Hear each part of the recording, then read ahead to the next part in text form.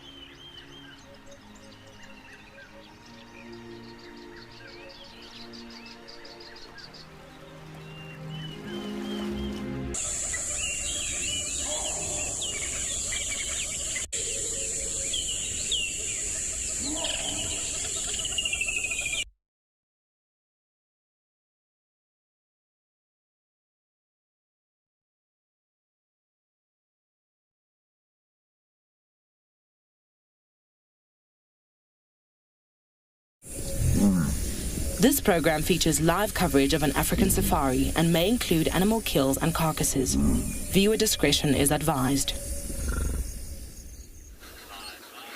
The clouds are finally parting, and hopefully it means that we're going to have a sunny, dry, beautiful afternoon out here in the northeastern corner of South Africa as Cyclone Eloise slowly kind of dissipates and her effects leave the area, which means that hopefully it's going to mean a chance for Steve and I to find all kinds of wonderful things. I'm going to try and see if I can follow up on Kuchava and the Cub.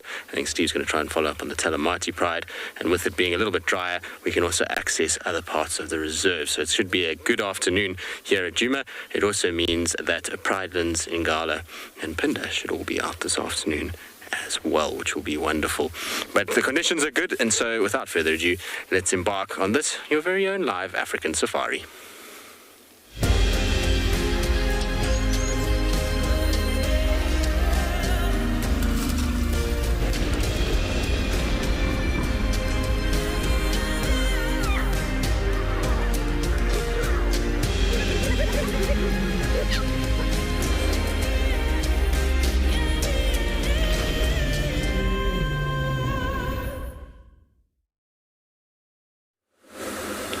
Well, good afternoon, everybody, and welcome to Djuma and to this afternoon sunset safari. We might even get a sunset today, which will be the most wonderful thing that we can ever have, given the last few days. My name is Tristan. On camera, I've got Impo this afternoon, and like I said just now, we're going to be on the search for Kuchava and the Cub. There's lots of tracks here for lions. Now, I don't know if Steve drove here this morning. I suspect that he did, but this is where they had their wildebeest kills over the course of the last few days.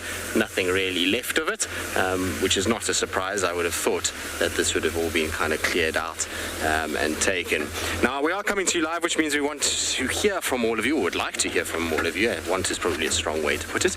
And you can ask us questions, you can have comments, you can get involved in the conversation. You can do so using #WildEarth on Twitter, @FC on the YouTube chat, and in the comment sections of all the various other platforms that we are broadcasting to. Oh, look, there's the jaw of a wildebeest. Two jaws, left and right, lying in the road.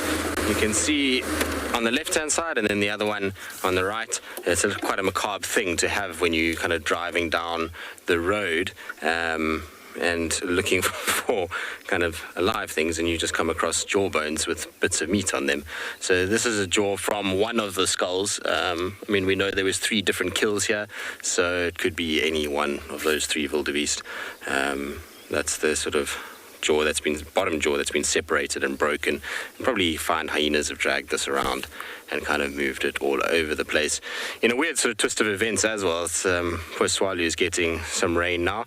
We've traded sunshine with them, and so hopefully they'll be out at some point during the afternoon, but it might take a little bit of a while because it is starting to rain that side. Now, talking about rain and kind of weather conditions, we have the weather for all of our various locations for those of you that are interested.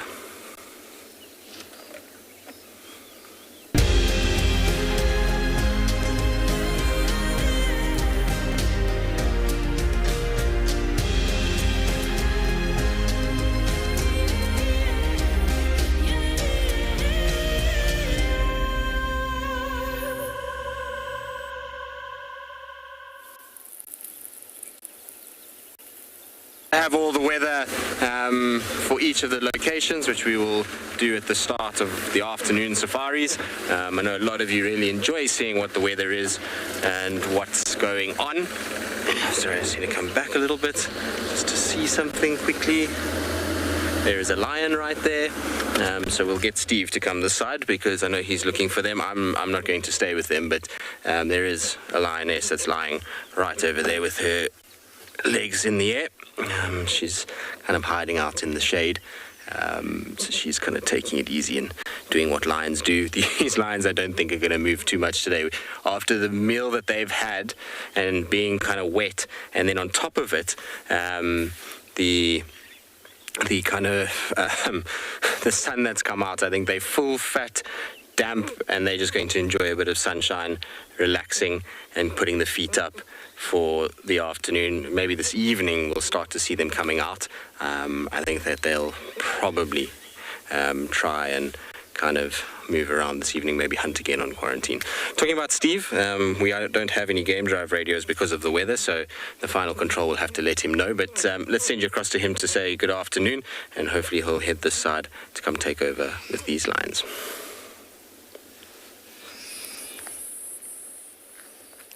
Good afternoon, and welcome everybody to the other side of the river. Hello, how are you doing? My name is Steve. I'm joined by Theo on camera, and we are very excited to be out and about. Now, I came all the way around to get the other side of Vuyatela Dam and the river so that we could find the lions. Now it seems like they didn't cross the river altogether. So we're just having a little look around, climb on top of the Terma Mount, have a bit of a scan, fair bit of elephant activity around, but it is very, very wet still. It's going to be no off-road driving. Have a look at how even this Termite Mound, the soil, is turned to just crumbly stuff. So I'll show you elephant activity. There's some just next to the vehicle over there. Let's hope I don't fall. Quickly down we go. Everything is very soft now. Reasons why the insects come out, the termites come out for breeding. And you'll see a lot of elephant activity this time of year, looking for all sorts of weird and wonderful bits. And here an elephant is dug with his feet. You can clearly see the elephant track over here. And another one over there. The elephant stood here and dug all of this up, and he pulled up a tuber. A tuber, which he then ripped to pieces, and then ate. That's very, very fresh. So elephants would probably be able to smell that under the ground and go, ooh, I know what I'm looking for, and would crush that. I wonder, I can't really tell what tuber it might be. There's little bits more over here. So he would have broken it, ripped it, put it in his mouth, and then dropped this down, because he's not looking for this bark, he's looking for the inside, but almost like a potato or an onion, should we say. But this ecologically here is quite important. Now the elephant is going to disturb the environment. Oh, lo and behold, the disturbance. This grass has been displaced. You can actually see the roots of the grasses are very shallow, called adventitious roots. Grasses are very shallow roots to the surface, so they don't do very well with deep rain. That's where the trees come in. But grasses, very, very shallow, so they catch nice, soft rain. They're designed for binding the soil. But this fellow, he's been killed by the elephant, so I might just go and put him over here, just help him out a little bit. We won't tell anybody that I'm influencing here. But what he's also gone and done is this whole disturbance factor over here. He's pretty much done a hole, and look how much the sediment has been displaced. Now, there are ants that are moving around, there's seeds that can get deposited, so there's a natural disturbance that's happening here, created by an elephant, and we call them ecosystem engineers. Not only do they damage the vegetation, they also alter the ground, they alter the structure, they alter all sorts of things in their just natural feeding styles and abilities. So this is fresh, this happened after the rain, when the soil's nice and soft, and it's a time when you'll see a lot of this happening. Elephants looking for the roots and the nutrients and the bulbs that they provide. It's a little bit harder to dig when the ground's very, very soft. So if you ever try to do any gardening, a good time to do so is after some rain, because the ground is much, much softer. Okay, so we are going to get back on the car. We have crossed, so we're on the other side now. So that was the plan, was to see if we could find out where the Telemates had gotten to. But I don't think they're going to be going very far, so I'm sure I'll get a message shortly telling me exactly where they are. But in the meantime, we're at this side. We might as well continue on, see what we can find. I know Tristan is quite keen to follow up on Kuchava and her son from this morning. But we've got the whole concession to check out this morning. Lindsay, you're happy to see the sun. When Tristan came out, I asked him, what is that? The blue sky. I haven't seen one in a few days. Oh no, there's a tree over. I'm not going to be able to move that. Let's just slowly go around and we'll get that sorted out. But with the blue sky is coming a very warm sun as well, which is lovely. It's going to really dry things up, and you're going to see the vegetation start to sort of shimmer from the photosynthesis that's going to take place. And there's going to be enormous amounts of growth in our trees, flowers and plants. But we're going to continue on doing some ecological discussions this afternoon. Meantime, I'll send you back over somewhere over there, Mr. Tristan.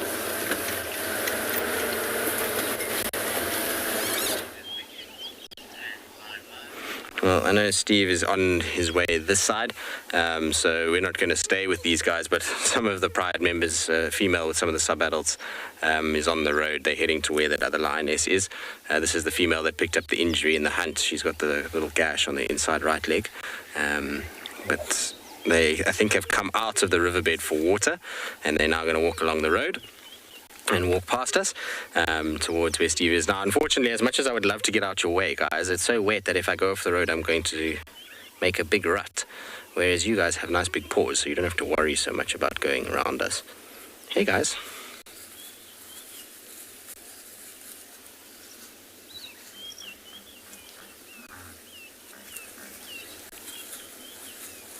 So amazing when they walk this close that you can actually hear their breathing as they come past.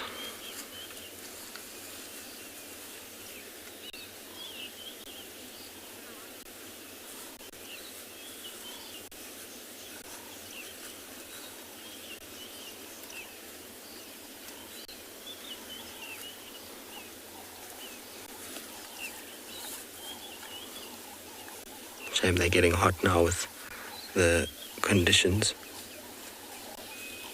Can actually hear them panting as they kind of come past us. And it's because they're getting warm on top of the full belly that they've got, the sun coming out. The humidity is very, very, very high this afternoon. It feels hot and close, and that's why they're panting. And they're going to go join that other lioness. They're not going to move too far. So like I say, we're going to leave it to Steve. Turning here is also going to be a bit of an issue. It's not a great section of Twin Dams Road. I'm sure Steve will come back and get them. They're lying down in the shade further on down the road. But it was cool just to have them walking by. Unfortunately, this is the problem with the current conditions at the moment, is that, poor Steve was trying to go all the way around, because this morning he had them going down towards the Muluwati and he thought that they were going to go towards Gowrie Cut Line. And so he wanted to go all the way around to follow up on them, but now he's got to come all the way back because you can't actually cross the Muluwati anywhere. It's not like a normal just little hop over the Muluwati and come this side. All right, we're going to carry on. Let's and see if we get some luck with our lioness. Leopardess and cub. In the meantime, though, I'd send you across to Pinda to say good afternoon.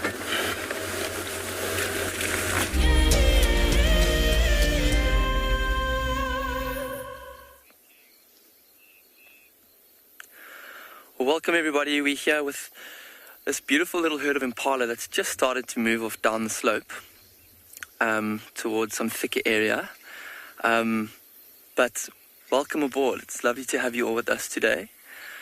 My name is Ross, and behind the camera today is Glenn, and today the plan is to go off and see what we can find. It's been quite a rainy few days here at Pinda, and as a result we don't really know, we don't have an idea where any of the animals have been this morning or yesterday. So this is one of the more exciting times to be on drive, because you literally could bump into anything at any time and you never know when. So I think our plan today is to head towards the setting sun in the west, towards the west, and go in search of maybe some rhino, maybe some buffalo herds, and if we get lucky, maybe some cats as well.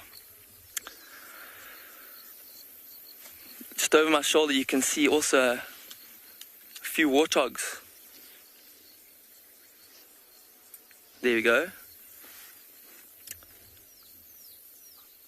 That one that you can just see with its back protruding from the grass looks like it's on her knees, maybe nuzzling around in the ground for something to eat, maybe a tuber, maybe some roots. And I did spot one or two other youngsters behind her. So at this time of the year, most of the warthogs, or most female warthogs that are of breeding age, would have given birth somewhere around November. So there's quite a few youngsters around. And not only warthogs, there's also young impalas that are still with the herd, that are about 3 or 4 months old. There's lots of new life. And after the rain as well, it's so evident to see just this green flush in all the plants. You can see, I don't know if you can see on the camera, but there's all these insects around that have come up after the rains, these flying ants or termites. And after the rain, when most animals would put a brief pause on their activity, they won't feed or move around too much when it's raining. And after the rain, so this kind of time, you'll see them taking the opportunity to do their feeding, walking around, marking their territory. So that's what we're going to look for animals doing today. We're going to send you off to another live location while we continue and see what someone else has got for you.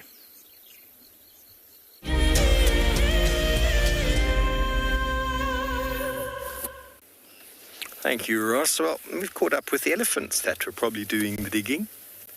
And we've got a brand spanking little baby there in the middle. Oh, it's so cute. Now, what's interesting is the big female on the left has got a collar, a research collar. I was involved in a number of the collarings of elephants in the Timavati back in 2006-7, where they were trying to do research on the movement of herds, breeding herds and bulls. And obviously you want to put a collar on the big female. It's a GPS collar and a telemetry collar so you can find them. But what it does is it indicates and sets through maps of the movement of these animals, seasonality, times, distance, and it's sent through enormous amount of information for conservation organizations such as Save the Elephants. I was helping with some PhD students in 2007 for an organization called Tembo Project. And I learned an enormous amount about elephant behavior from them. And it's been a while since I've seen a female with a collar. So interesting to see how they'll move. Let's keep up with them. See if we can get you another view of that little baby. The baby's very cute. So the herd is a little bit protective of the baby, which is obvious. It's necessary. They're just giving me little signs, but we won't go too close. And those subtle signs are very important. And we've spoken about this before. Okay, we know elephants in the Sabi-Sands are quite relaxed, but today there's a very small youngster, and the breeding herd's got a slightly different temperament. It doesn't mean that they're being aggressive, not by any means, but it means that they're saying, okay, that's close enough, and then you need to respect those boundaries, which of course we are doing. I'm just going to pull up here slightly and see if we can get that little bubba once again, who is attached to Mum's side. Oh, hello, Mama. Ah, there, that's a youngster that's giving me the head shake.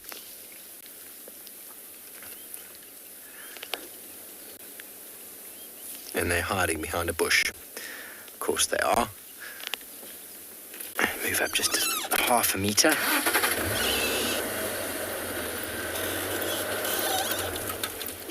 Leanne, yes it is. Let's see if we can get it again. It's just in front of this one. There it is on the right. Oh, it's still got fur on the body.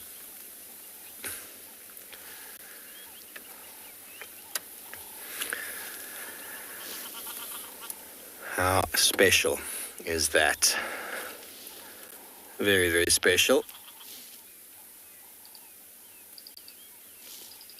And like that, the herd has vanished. So we'll carry on. Leave them to their wanderings into the thickets here. And Tristan was saying that he found more of the lions, and they're being a little bit more active than anticipated for this time of day. So I'm actually going to slowly head back there.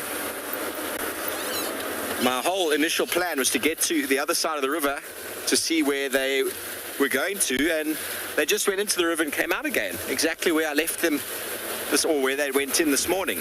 So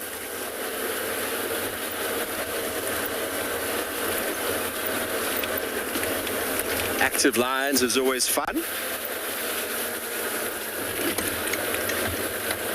See that the road, it's a very sandy road, but the seep lines and the water is still streaming down the road. Colleen, elephants can breed at any time. Bearing in mind their gestation period is 22 months. You'll often find females coming into estrus sort of in the summer months, sort of now between March, April, May. Most females will come into estrus. That's when you find most of your big dominant bulls coming to estrus for those 3 sort of months. And then 22 months later, falling in December, January, majority of young elephants are born. It's not always the case. You don't have every elephant born at that time, but a lot of females want to have their babies when the vegetation is like this. There's plenty of food. They don't have to go very far. There's water everywhere. One of the biggest stress factors for breeding herds of elephants is maintaining enough moisture, moving to get moisture, and sustain enough food. That mother needs very high quality food in relation to what she's used to having so that she can produce enough milk for her youngster and enough nutrients for herself. So that you'll see definite peaks in the summer months with many species that have timed their breeding like that. Obviously in places like the Mara, it's a very different story because they got 2 peaks. So sort of that cycle will be a little bit all over the place. But as here, you will see that generally we'll start seeing quite a few of the females being very heavily pregnant at the moment. A herd we saw the other day, at least 2 of the females looked very heavily pregnant. I wouldn't be surprised if they don't drop soon. And you'll slowly start seeing in the next month or 2 the big dominant bulls starting to move into this area, having also gained enormous amount of condition because of the summer, and then they can come into must, which they then can sustain for a solid period of about 3 months. The big dominant bulls. Out of season, your younger bulls can come in out of must, and they can mate with females that haven't timed their breeding cycle as well as some of the older females perhaps have done. Blessings for the sun being just behind a small patch of cloud. It's taken away that sting. Now we're coming around the corner to where, I don't know if any of you remember, about this time last year, we had that herd of buffalo that Tingana was stalking. And he was actually looking to go for one of the young buffalo calves, which eventually he did do, but he made such a sham of it that he ended up not doing very well and it escaping. But we spent a long time with him. Tingana's the Duke of Djuma, a big dominant male that we've seen around. I haven't seen him in months. Wouldn't that be something, Theo, to see Tingana today? You never know what we might find around the corner, but for now we're going to head on over to the lions around the Dam Cam and Gowrie Dam itself.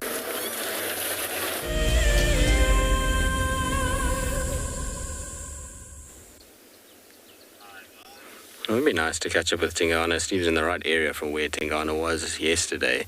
So maybe he'll come out. As you can see, we've got something that Tingana used to hunt a lot more than he does now. He hasn't had one of these for a while as far as we know, but this is one of the male leopard's favorite snacks, is a little piglet. And this one's pretty curious. It initially ran away from us, but now that we've been parked off for a while, it's coming back. I think it wants to come and drink and roll around in the muddy road. And you can see that the warthogs have stopped using mud wallows and are now using the roads to mud wallow. It just gives you an idea of how much water is actually on some of these roads at the moment. I also think a lot of them are drinking from the roads because it's beautiful clean water that's seeping onto the roads at the moment. It's running through the crests out the seep line and has been filtered really nicely, so it's as pure and as fresh water as you could possibly get. So for drinking purposes, it's also really nice. We saw the other night with the Talamatis when they were on that kill that a lot of them actually wanted to drink from the road itself to utilize that cleaner water rather than having to stress about going to mud wallows and places where there could be crocodiles, as well as dirty kind of muddy water that's filled up those dams from all the kind of flooding that's taken place. So nice to kind of see this warthog at least not panicking as well and it coming closer to us because of that water on the road. And it's a young warthog. There's another one behind it. They're slowly but surely coming out of the bush. Generally they're a little bit shy, but as soon as they kind of think that you're not worried about them, then they sort of come out and are a little bit more curious of what's going on. Hey guys. a little piglet there too. You can see the tiny little one in the grass. You can just make out its back through all the grass. That's a piglet that was probably born fairly early. It's already quite big compared to some of the others that I've seen. Oh, there's another little piglet. Super cute.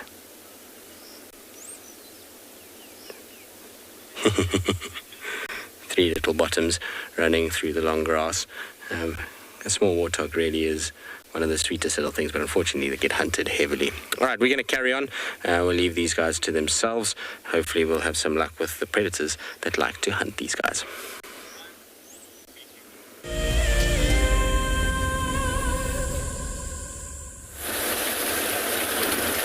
Welcome back, everybody, to the wetlands of Djuma, where you can clearly hear by the water how much rain has fallen. All of the seep lines are overflowing. We're not going to be able to access a fair amount of the reserve. Oh, sorry, Theo. Yeah, this whole time. When I see a warthog, there's a baby warthog and an adult warthog. So that, oh, it's gone. Theo nearly fell off the car there. Sorry, Theo. The warthogs would have had him if he'd fallen off. It would have been, I would have got my camera out and started filming. I'm only joking. The warthogs would have run away. They stood there going, and then as soon as we reversed back, they ran off. It was a mum with her little baby. Like the baboons yesterday, that's just now I'm trying to track on the dam cam. Very hard for warthogs at the moment because the grass is above their eyes. Warthogs naturally can probably live up to, now I might not be 100% right here, probably, I actually have no idea the exact lifespan of a warthog, but I don't think many of them live to very old age because of the fact that, well, they get eaten by almost everything. Lion and leopard specifically, I wouldn't say everything. The young warthogs, after the rains we've had, have a very, very low chance of survival due to the fact that the burrows get flooded. But if they have bred and the youngsters are able to move and carry on, then there's a very good chance that they'll be out and about. And that little one was small, but it's on its own with mum, which means that maybe there was more. But after these rains, the burrows which keep them safe are inaccessible, or the youngsters can't get out and potentially even drown. I don't think they're very long-lived though. 10 years, I'd say, is probably a good age for a warthog.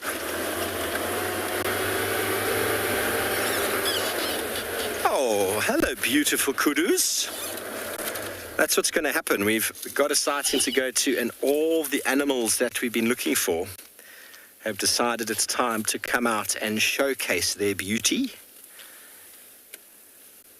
And it's quite interesting, everybody, because this morning we found the lions on the road to the dam, where 50 yards away they'd fed upon 3, maybe 4 wildebeest over 2 days.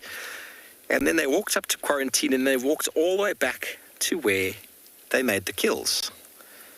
That was a very interesting sort of roundabout route that they did. Instead of going 50 meters back to where they started, they did a whole kilometer route around.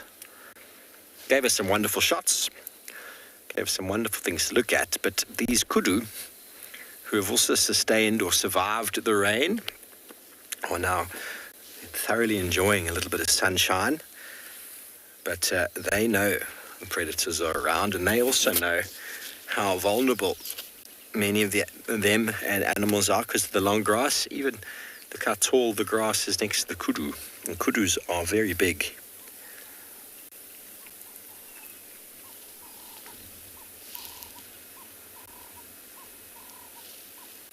The birds are out in song, the Cape turtle dove.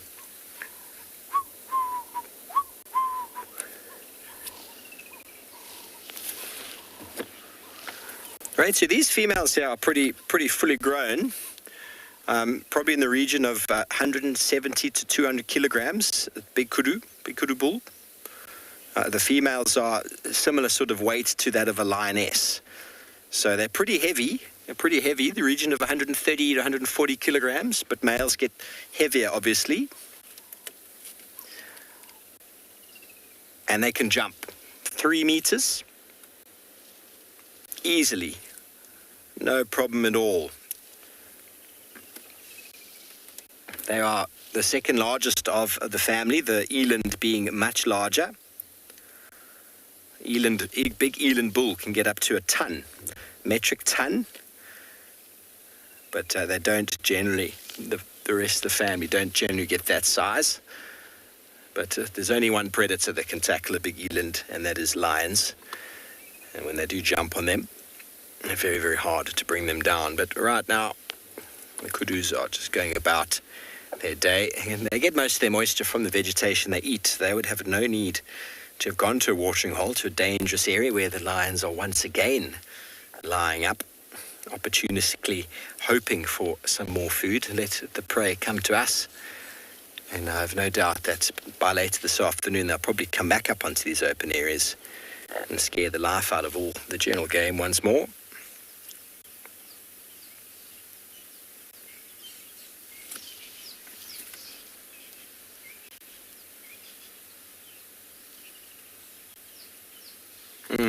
They are leopard girl. They are definitely one of my favorites.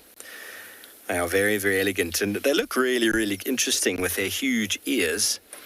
But there's just something very spectacular about the elegance of the horns of the males, how they spiral, beautiful elegance, and they just seem like such gentle creatures.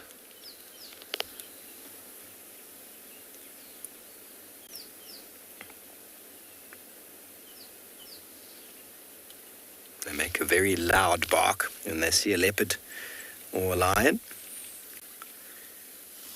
And she has decided that she wants to have a poo. You see the white underside of the tail. When they run, they turn their tail up, which helps them to follow each other, stay together as a group. Oh, Thea's going to get hit on the head by a marula. So I always love the lips of the kudus. It looks like they've had their mouth in a milkshake. A very, very foamy vanilla milkshake. No straws in the animal kingdom, everybody. Not even eco straws.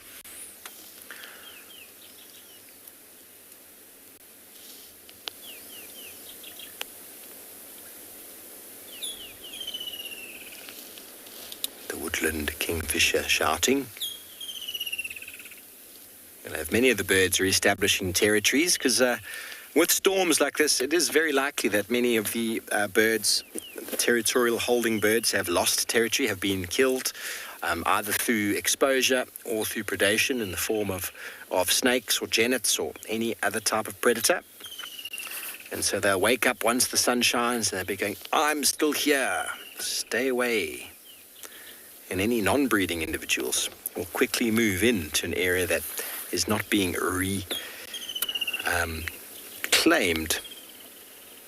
Okay, well, we're going to carry on. We have got lines to get to. They're not far away.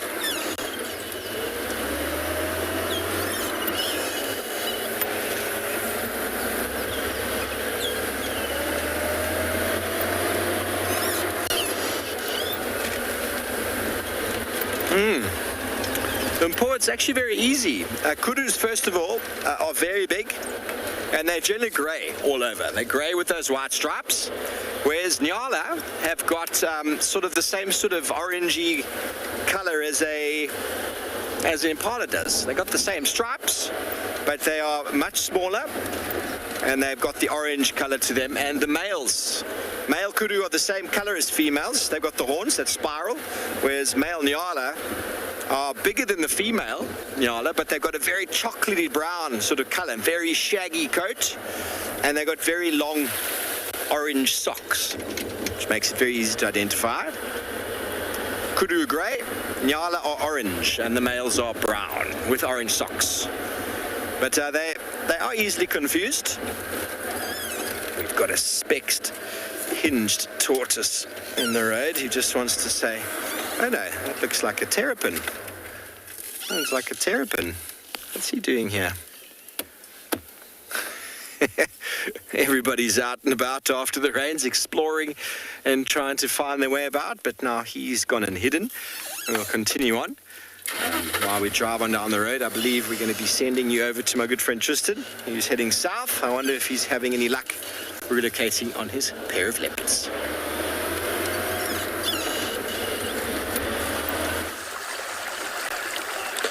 No, not yet, Steve. We haven't quite gotten to where those leopards are at this stage. We're still here with the Mulawati River in the most beautiful little spot. This is the crossing, so we're actually in the river itself, but there's a concrete crossing, which means I can actually come here and don't have to worry about getting stuck and just sit and listen to the water trickling down the riverbed. I'm going to keep quiet so you can hear it. It's so peaceful in here and so pretty as well, with a little bit of sunlight too.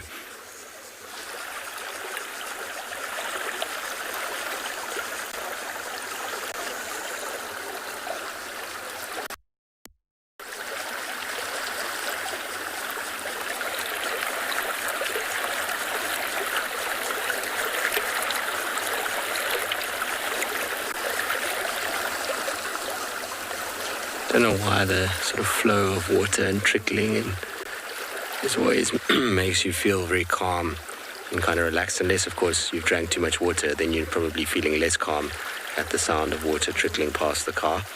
That might lead you to want to go to the bathroom. But that's looking downstream into Little Gowrie. It's a very, very pretty little section of the Mulawati, this.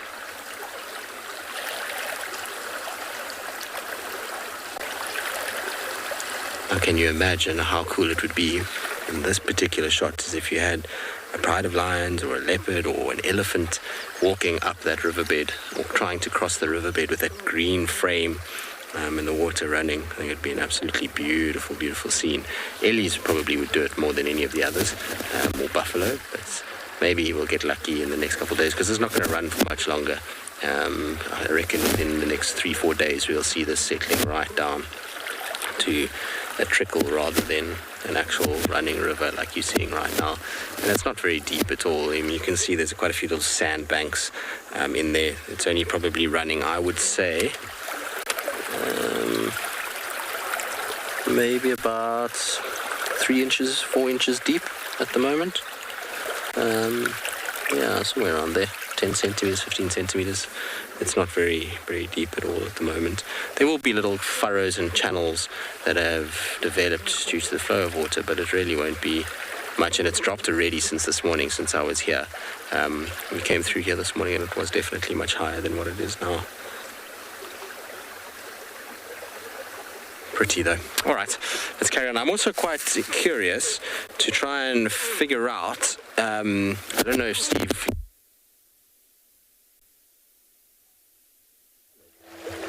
quite curious to know if it's a cow from the Elephants Alive program, which is basically a monitoring. I want to just try and see if I can get... I've got a little booklet of it. Sorry, I'm just trying to get stuff out that's been damp, so that we don't get all wet. And I wonder if she's around. Let me find her quickly. Here she is. I wonder if it wasn't Summer that maybe was around. I'm not sure. Maybe some of you that got screenshots, if he did show the one with the collar, maybe it's her. She comes into the Sabi Sands. Is pretty much the only one that they have collared that moves around. You can see here's her core territories north of us, but the Sabi Sands sits where my finger is here, and you see the sort of shaded yellow that comes down into that area. So I wonder if it's not her. Maybe if we just kind of pan up so that people can see which one it is. She's got very short little tusks, not very long, and then a nick in her right ear. So maybe those of you that are interested can have a look back at the footage and see if it's not Summer. She was first collared in 2005, which is pretty interesting, and first sighted in 2003. Okay, I'm going to carry on. Sounds like Steve has managed to find the Telemates, so let's send you back to him.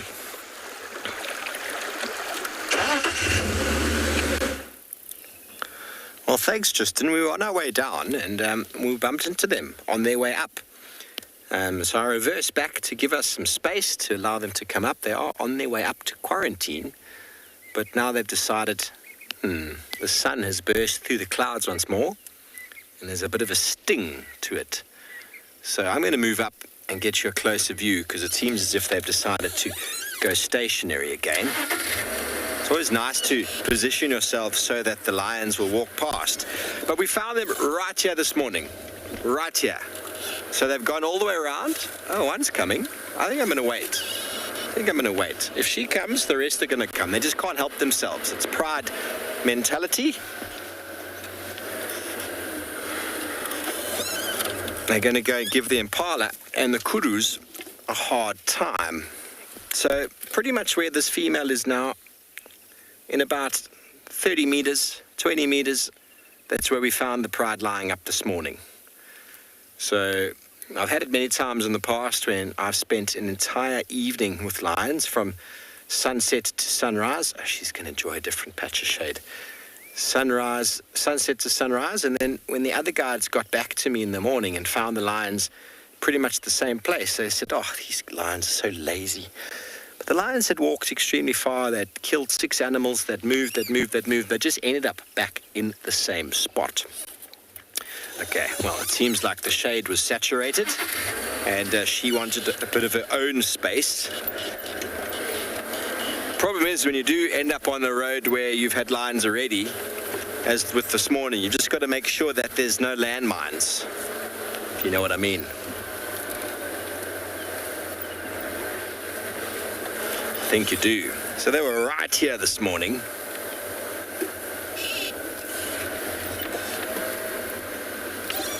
And that's as good as we're going to be able to do for now.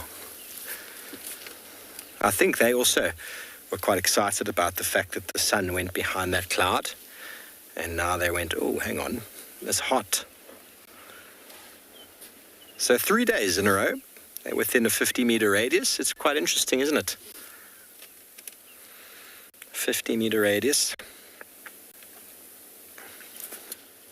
The dam cam probably saw them all walking a moment ago.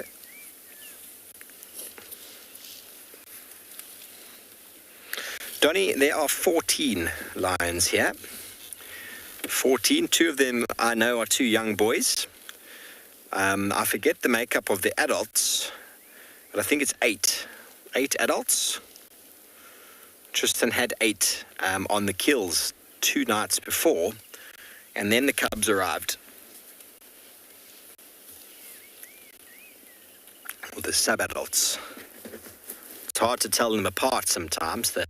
The boys, it's easy. The girls, you can see it when you look hard enough, but they're all approaching maturity.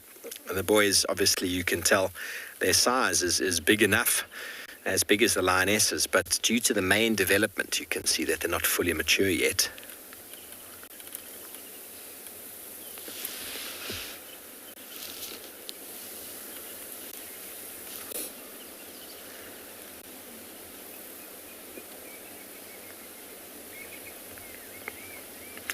Okay, very good. Well, we're going to be sending you down towards the south and the east, towards and beyond Punda. You say good afternoon.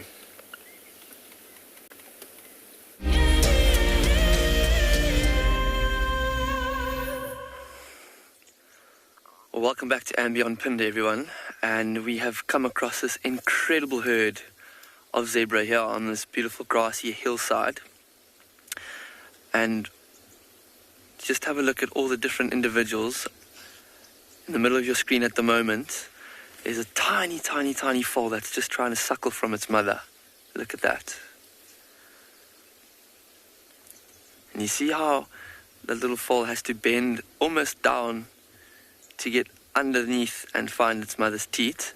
It's probably just getting to the end of the period where it'll suckle. As soon as it can't reach underneath there, it'll start to eat grass, just like the rest of these zebras are doing. And we might find that the zebra tries a little bit of grass in between trying to suckle from its mother as it's weaning itself off. But how beautiful is that little youngster?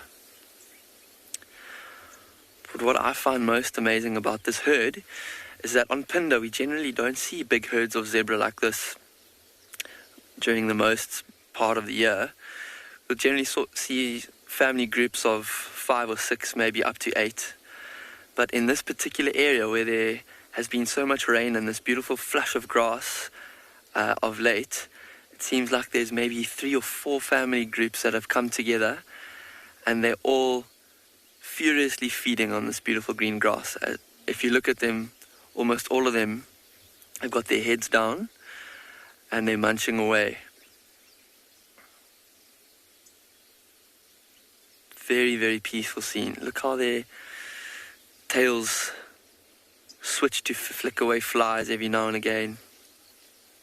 Oh, I don't know if you can see there, but there's one stallion that looks like he's mounting a mare at the moment. How amazing is that? They're actually mating. Sure, and quick as that is how long it usually takes for a copulation. He might mate with her once or twice or 3 times, but it doesn't take very long. It's very much without ceremony. He'll mount her, and 3 or 4 seconds and it'll be finished. So that might be a dominant stallion of one of the family groups here. But because there's 3 or 4 different families here, maybe he's taking the opportunity to mate with other females that he usually wouldn't have the opportunity to mate with or wouldn't normally come across. And I think that might be what we were just seeing there, one of the more dominant bulls in this group, asserting his dominance and mating with some different female.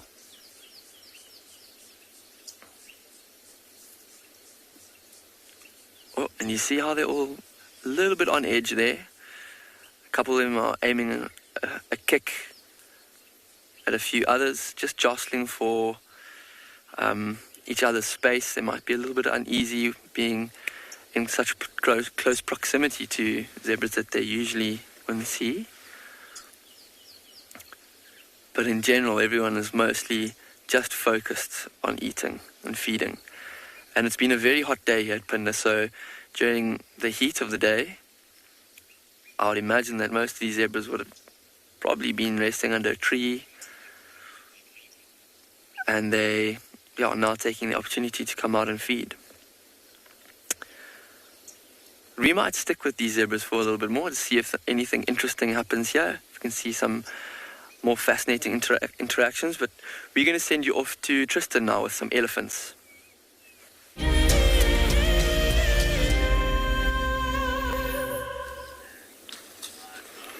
Hopefully you do. I mean, we've got a herd of ellies that's just approaching us, and there are elephants everywhere this afternoon. I think with the sun coming out, they're all coming out too. Literally the entire way from Djuma to where we are now, which is just on the fringe of Chitwa, has been elephant after elephant after elephant after elephant. And some of them, obviously, we haven't stopped for because they're so deep in the bush and walking away, all we can see is their bum. These guys, however, have come right close to where we are. Hey, cool. Now, what? You've just noticed that we're here. We've been with them for a good solid 5 minutes, so I'm surprised that she's all of a sudden realized that we're here. Young Ellie sometimes can be funny. Look at this. Look at this one's going to feed on the pods right here of the silver cluster leaf. Amazing.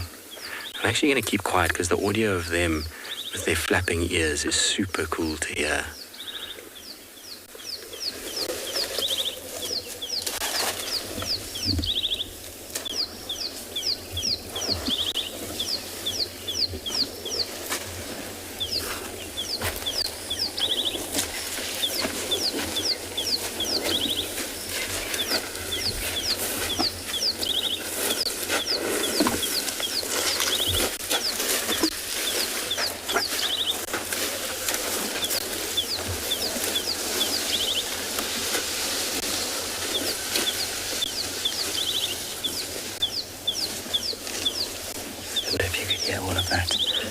Amazing when they just walk past you like that. You can hear their feet scraping on the ground, you can hear their ear flap, and you can see the difference between older and younger cow.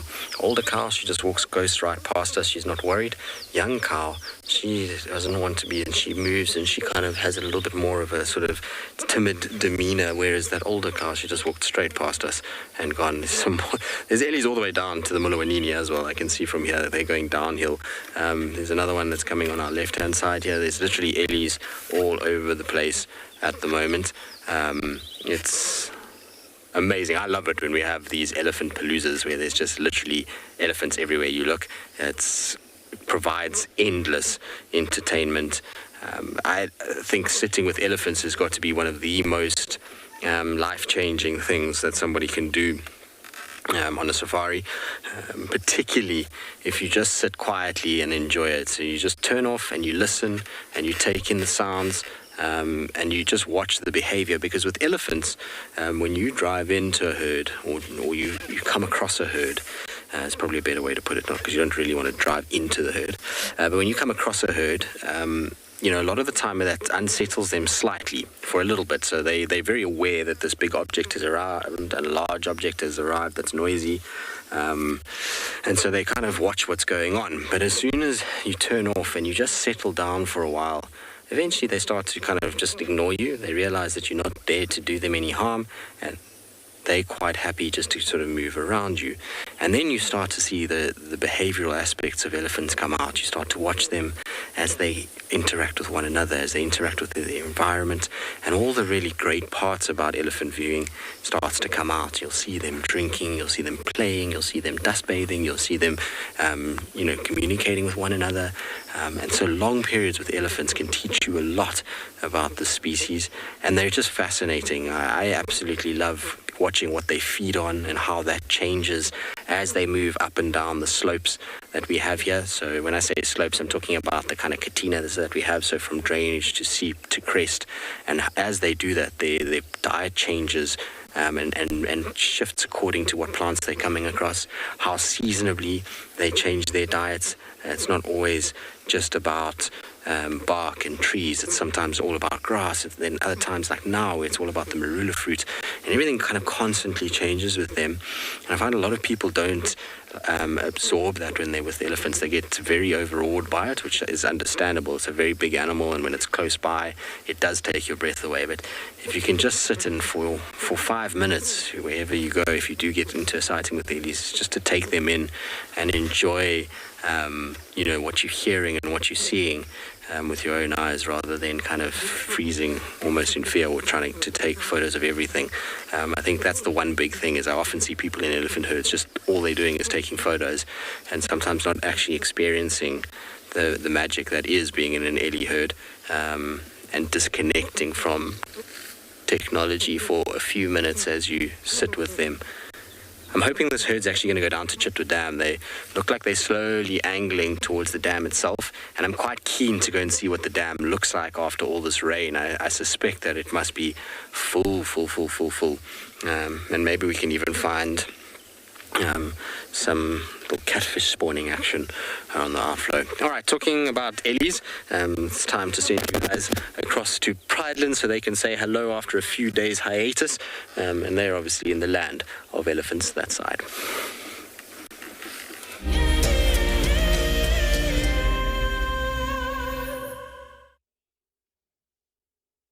Good afternoon and welcome to Eco Training Pridelands. We just were looking at the bronze-wing Corsa. Unfortunately, it flew off, but we would have absolutely loved to have shown it to you. My name is JP LaRue, and behind the camera we've got Gerrit. We're just going to see if we can maybe relocate on him, just to drive off a short while, see if he's maybe landed back on the road.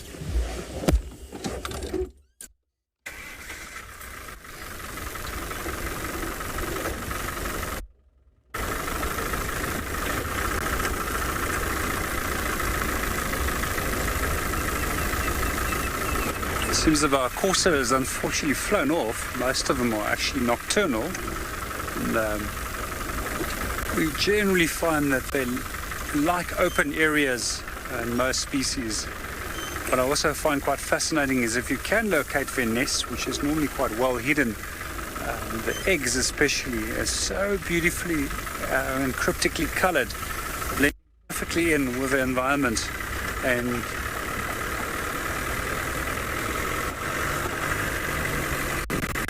seems he's gone. We're going to continue and see what we can find.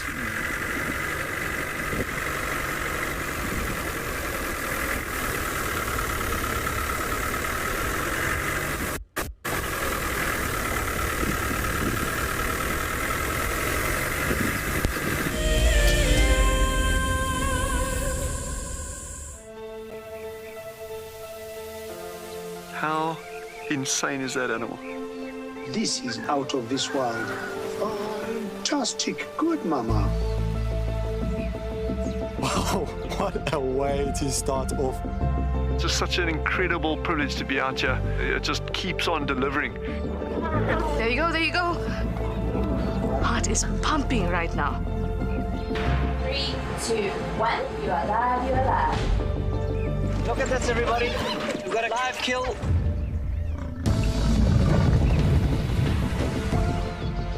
The cock's holding the tail. It's holding tight. Lucky wildebeest. There's nowhere to go. This is a disaster in the making. Something that I have never seen before in my entire life that you are now watching live. My heart is in my mouth, everybody. Look at this. It's gonna make it. It's going, it's going.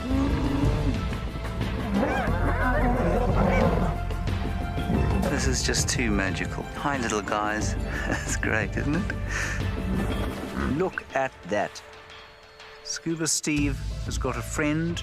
You've got a friend in me. It couldn't be a better morning. This is just too special. Oh my goodness, we've got a turtle. How epic is the fact that we're coming to you live from the Chobe River? It's the most incredible feeling to be here. This is live and we're in Rwanda. This is a very, very different adventure, charged with emotion. I did not think I would ever face my fears like this. My name is Ross, and I'm a field guide at and beyond Phinda Private Game Reserve. I love getting questions from guests on Wild Earth because I love sharing and learning information about nature with new people, and it also makes me feel like you're all joining me in real life. If you want to ask a question on Wild Earth, then you need to register on our website. Once registered, go to our live safari page and submit your question below our live feed.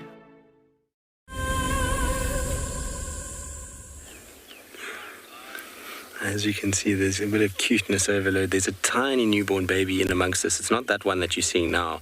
It's a very small one, I would imagine only a few days old, that's hidden in the grass.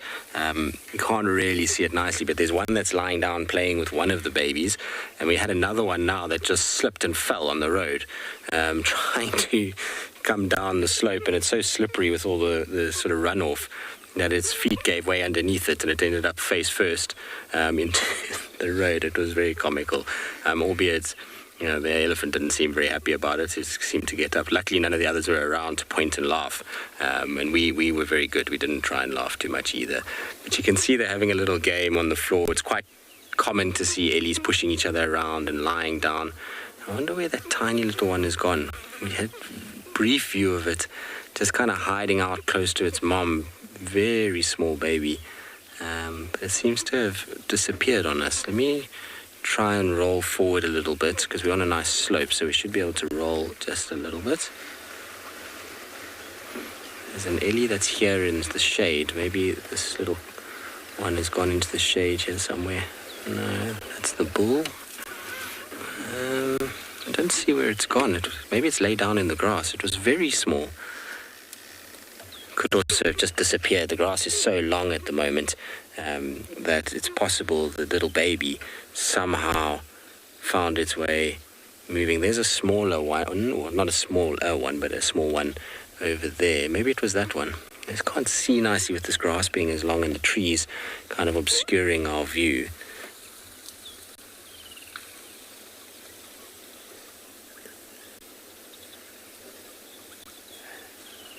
Maybe now, let's see, when that female crosses the road behind the male, maybe we'll have visual of a little baby coming out there.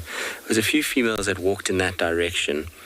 When they, oh goodness, boys are going to be causing trouble. This male, you can see, he's sniffing all of the females and trying to test if they're in estrus. It's a common thing for bulls to do, is to walk up to females and harass them. And you see how she just kind of turns her whole body just to basically say, no, leave me alone, I don't want to be involved with you. A bit of a shake of the head. She might come and sniff where he urinated and defecated in order just to figure out who he is and what he's doing. It's very common practice to watch elephants sniff the urine and dung of others. It tells them a lot about their various herd mates, as well as if it's a bull, his age, where he comes from. Here comes one of the little ones. It's not the one that I saw, though. Cute either way. It's still very small. Now you see it's at the dung as well. Often with ellies, little baby elephants like this, they'll eat the dung. So not normally bull's dung like that. They often eat their mom's dung, and that helps with them getting good gut bacteria that they get from their mom, and it will help them with their digestion early on, and make sure that their gut is functioning correctly as they get a little bit older.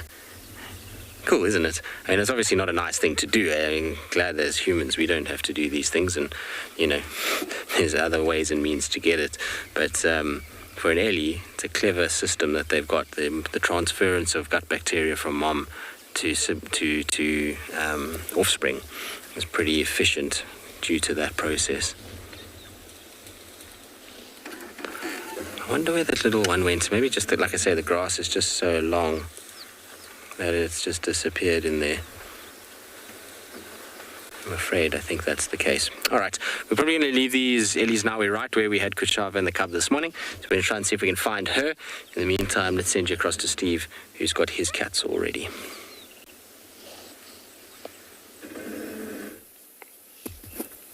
How special. Brand new little elephants around and about, and it's because of prides of lion like this that often you'll get elephant herds being a little bit overprotective.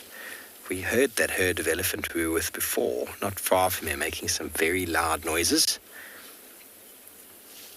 Their babies are very susceptible to predation by lion, but when they're that small, they won't venture very far. Mum won't let them very far from her side, and you'd have to be a very, very brave bunch of lions to try and isolate a baby elephant from its mother.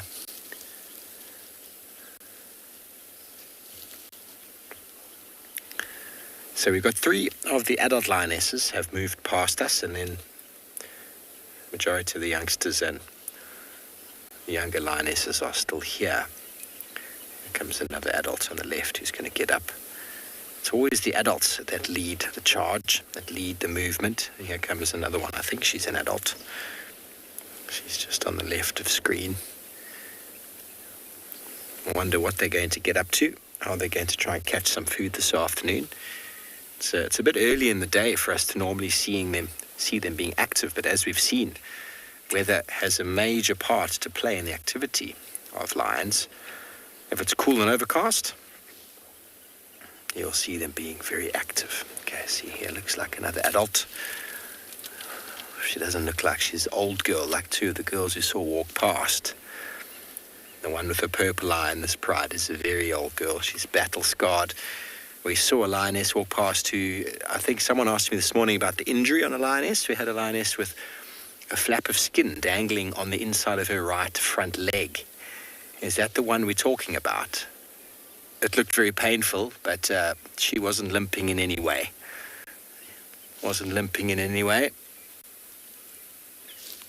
Here comes a youngster. You can just tell by the size.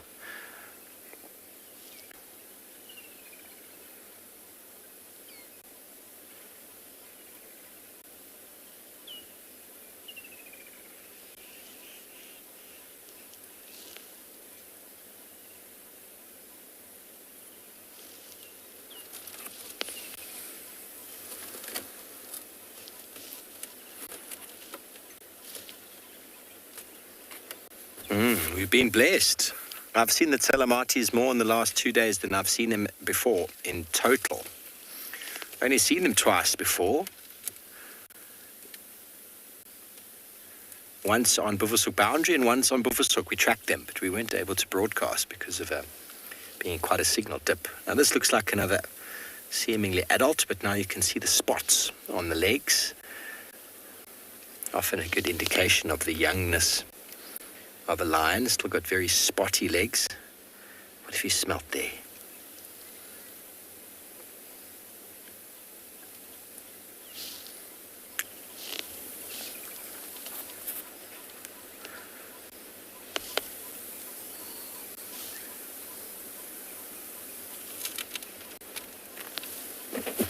they've uncovered a water pipe, which they think is a snake. One just pulled it and they all jumped.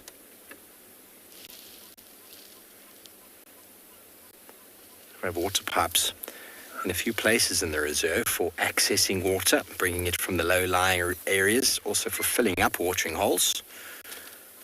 And the erosion has washed away the surface water, the surface sort of sediment that was hiding that pipe. So it will get sorted out, everybody. It's not a major issue. I don't think that's the water that comes to our camp, which means we will have showers later. But see the inquisitiveness. I don't know what it is. Is it a snake? Can we eat it?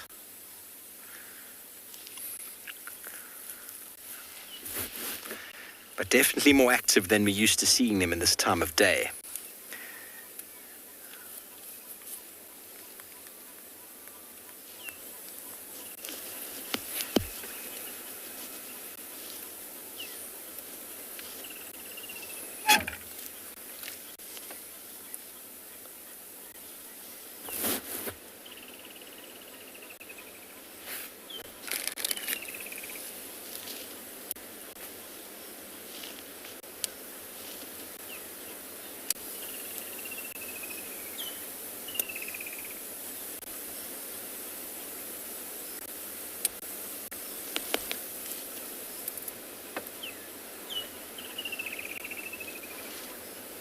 Here comes a nice family portrait of the four walking. This is splendid. Look at this fellow. He's got an injury to his mouth. Oh, he's bleeding. What happened? The water pipe bit back. That's very fresh. It's bleeding right now. So, okay, everybody. Well, we're going to stay with this pride as they move up towards quarantine, slowly but surely, and we'll send you back on down to Tristan in the south.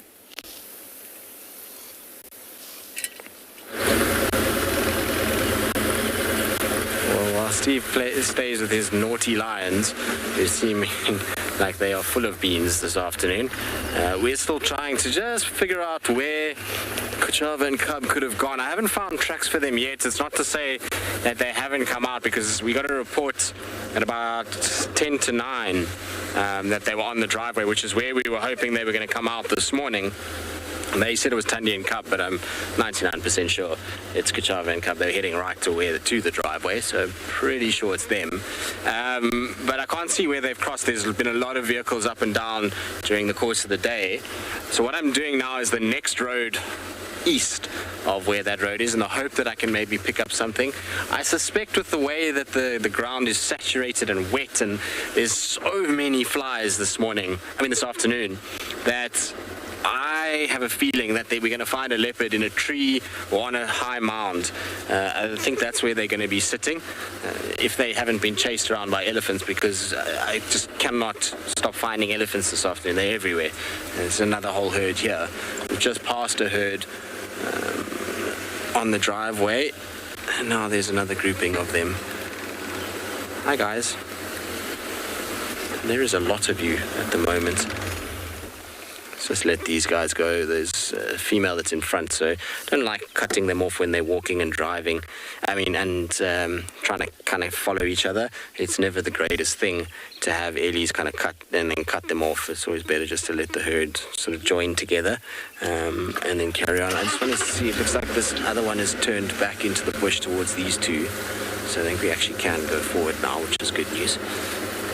Difficult to see with this summer thicket. Oh, it's a bull in front of us, so we don't have to worry so much. Lucy, there are 221 herds of elephant. No, I'm joking. I have no idea how many herds of elephant are in Djuma, because it's ever changing and constant. Here in this part of the world, we are part of an open system, which means we get huge amounts of change every single day. What's your attitude for? Watch, this tree is going to get the brunt of it. No. Hey, for what? Enough. enough. Stop it. Need for your behavior. Off you go. Yes. Had too many marula fruits today. But because we're in an open system, it's ever changing. So today we might have 40 groups of elephants. Tomorrow we won't have one. That's just how it goes. We do have a lot of elephants now, always, every year, because of the marula fruiting. It becomes pretty much a highway for elephants, and lots of Kruger's ellies pile through here. We must remember that Kruger's elephant population is probably close to 20,000, if not more, elephants. So that is a lot of different herds throughout the system that will start to kind of move through this area. He's very cheeky, this young bull. So with young bulls like this, it's a good lesson for a lot of you out there that go on your own safaris, is that behavior that we've just witnessed now is a young bull trying to be intimidating. And I see this behavior quite a lot when you go to the national parks, as people stand down to that behavior, so they'll reverse. Oh, there's a little agama, a tree agama on the torchwood, which is very cool. So they'll see that bull coming and they get intimidated and they immediately start reversing and moving away from it. And what that does is it actually starts to teach these young bulls that they can be naughty and chase cars and start to impose themselves. But if you stand your ground like you did then going forward, this bull starts to understand that you're not there to hurt it, but you're also at the same time not just going to give way and be bullied. And so going forward, that elephant will no longer behave that way. Generally will then just do their own thing and leave you alone. So it's always important when you get young bulls like this. I mean, I'm not talking about big musk bulls that are, 7 tons and are angry and shaking their head and their tails are erect and want to trample you. That's different. But these young bulls and the way he was approaching is more him trying his luck than anything else. And you could see, because we stood still, he kind of stopped and then shook his head as if to say, I don't know what really to do with this, and then walked away. So that's the kind of thing that you're trying to sort of get through to him, is that it's not okay for him to bully you at his age. He needs to understand that even though he's with the cows at the moment and there's a lot of opportunities to mate because of the numbers of ellies around, that it's not acceptable to be a bully. So that's why we stood our ground with him. Anyway, enough about the ellies, because this guy deserves a little bit of attention. This is a tree agama, a male tree agama with his bright blue head. And these guys are very common in this area. We just don't see them that much because they're often quite high up in the trees. And the females are really well camouflaged. If you didn't have that blue head on the male, it'd be a lot harder to spot these guys. But they are quite common. We see them fairly regularly. They have the most brilliant blue coloration, which makes them kind of something that people are often drawn to. It's amazing how colorful things attract people's attention. If you put a monitor lizard there and one of these guys next to it, I guarantee you 99% of people would be attracted and photograph the one with the colored head, as opposed to a drab kind of camouflage monitor, if it was of the same size. So, it's something that people always kind of gravitate to, and so do females. And that's why you see in the bird world and in the lizard world, a lot of the time, the males of the species are often brightly colored. And that is to attract attention. It is to try and show the females as much as possible that they are strong, healthy individuals, and therefore good to be mated with. That's all that is. It's like a mane of a lion, essentially, is to have this blue head, is showing females and showing off to them that he's a healthy individual that can be good for mating. I probably find that a lot of these reptiles today are going to be sluggish, and that's maybe why it hasn't scampered away. It's very seldom that you get the agamas staying this low on a tree when you come this close, and with an elephant that's just walked past. Normally they go up higher, but because we've had 3 days of cold, rainy weather, their body temperature will be very low, and so it's what it's doing right now is you can see it sitting on the side of the tree that faces the sun. And that's causing this internal body temperature to warm up and allow him then to be a lot more active than he has been. They've almost gone into a state of kind of catatonicness because of the fact that they've probably gotten a bit cold over this period. Sometimes you can even find reptiles that can die from very, very cold snaps if they're prolonged as well. Can trigger estivation as well in these guys. If it gets really, really cold, they then go into little holes in trees and just hide there until the weather passes. All right, but he's going to hide from us now, so I'll leave him there and let him enjoy his day and sunshine. Hopefully he'll warm up nicely and be able to find all kinds of yummy little treats up and down this torture tree, as well as maybe a mate at some point. All right, I'm going to try and see if I can... I mean, it's so thick here, the chances of us finding this leopard is not very good, but we'll give it a bash and we'll check around. And while I do that, let's send you across to Steve, whose lines made it far easier by just being in the road this afternoon.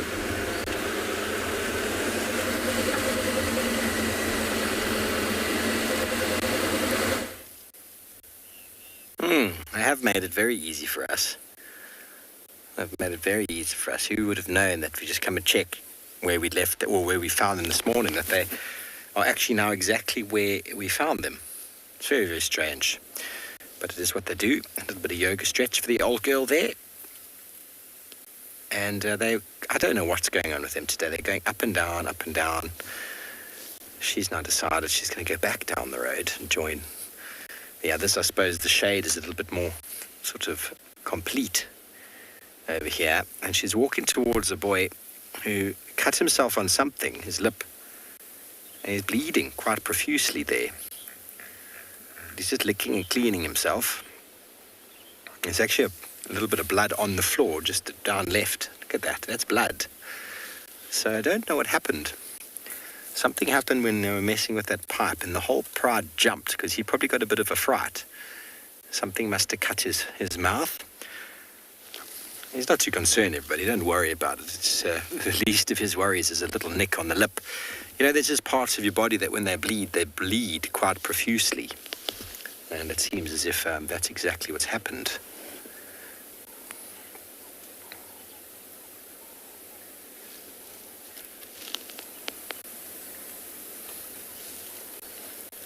You just keep cleaning himself until it stops.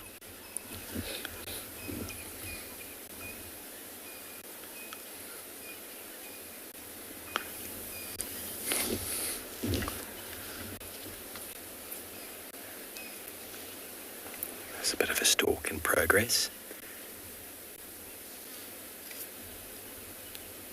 Bit of a stalk in progress. That one feels like it's going to sneak up on a fellow that's just lying in the road. Let's see how successful. You can see the shoulder blades. Starts to quicken the pace. Hasn't been detected yet. Are you ready for the pounds? 3, 2, 1. No pounds. That was quite a letdown.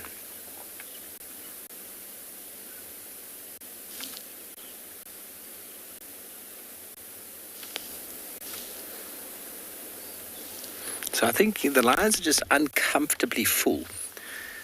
They've filled themselves up over the last few days, and you would expect them to just be lying underneath the tree enjoying some shade, but they're moving. Move this way and that way. I think the right word for it is antsy. I don't quite know what to do. We all know that feeling, don't we?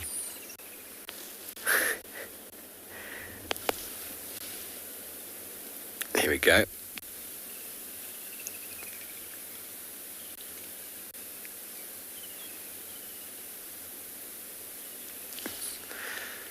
Just going to go and lie down over there again and just make myself comfortable. I know that feeling as well.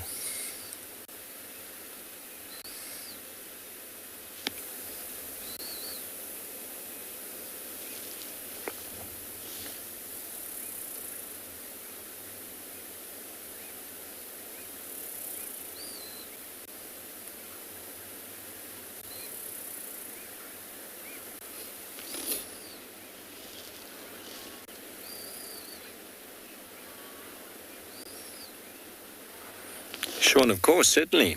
We've had 2 hunts now in the rain. The one was the waterbuck, which we missed. It was just after the rain.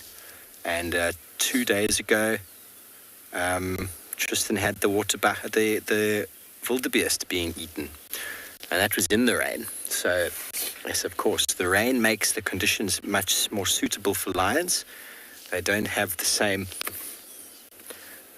They don't have the same sort of, or should I say that the wildebeest and the prey animals don't have the same sort of hearing in the rain. The grass that when it's dry makes a little bit of a crispy sort of rustling sound. When it's wet, it's damp. It doesn't make, it's dampened the sound. As well as the scents are all sort of washed away. So when in the rain, herbivore animals definitely lose their advantage. Predators do very well with their ability to have their feet that can splay out and that can actually help them with traction in the mud. Whereas a hoofed animal in the mud is a bit of a slippery and sliding affair. It can be caught a bit easier.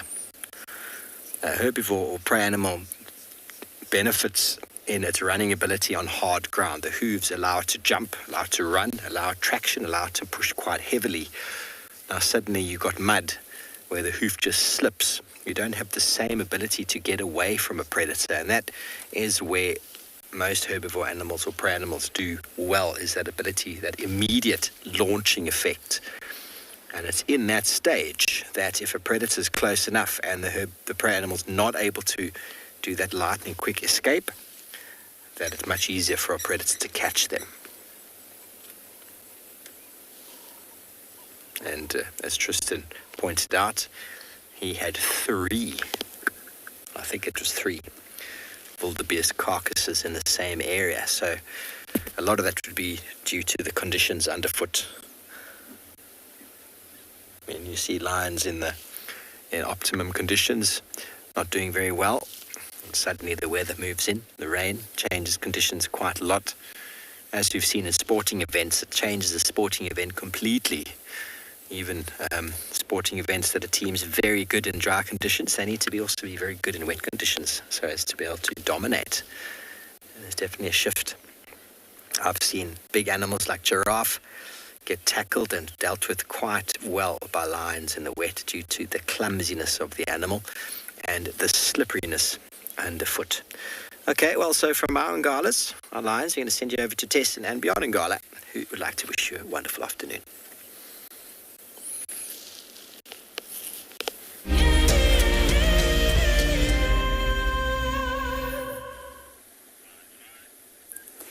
Good afternoon and welcome to an incredibly exciting and beyond Ngala.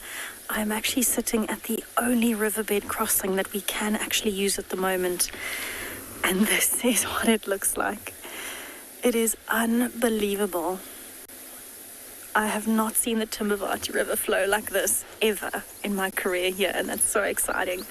My name is Tessa. I'm going to be your guide here at Beyond Ngala this afternoon. We have Sebastian behind the camera, and we have been driving along the river, and it is just unbelievable to see how much water there is.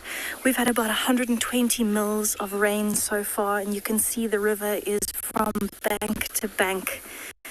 And it's crazy to think that it actually used to flow like this on a regular basis.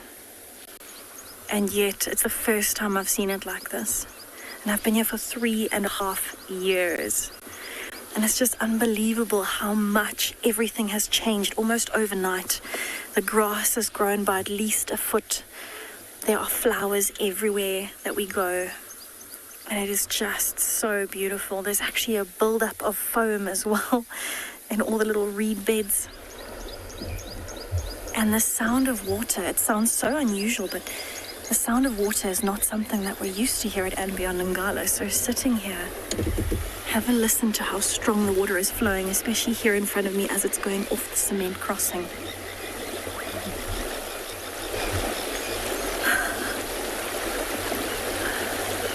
Unbelievable.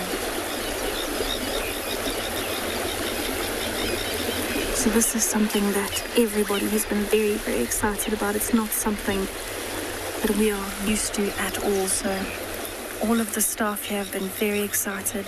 All of the guests have been very excited. It's just incredible to see this amount of water coming down. And it's like this at every single crossing. It's just unbelievable to think that this is the first time I've seen it like this.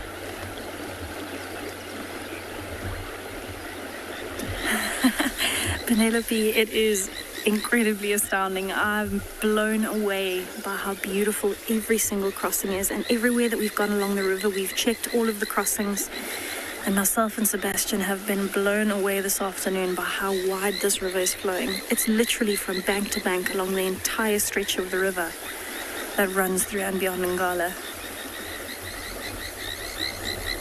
It just is incredible. So we actually have only got this one crossing that we can use, so we've covered all of the roads that we can actually drive on the southern side of this river this afternoon. And we're actually wanting to cross the river and go over towards Clara Dam, which is our dam in the northeast of and beyond Ngala, and just see what we can find across there. And bear in mind, this is the same for the animals. They actually can't cross the river very easily either. I think elephants might be able to cross okay, maybe buffaloes, but all of the other animals struggle quite a lot. We actually went past the den site of the Birmingham lioness just now as well.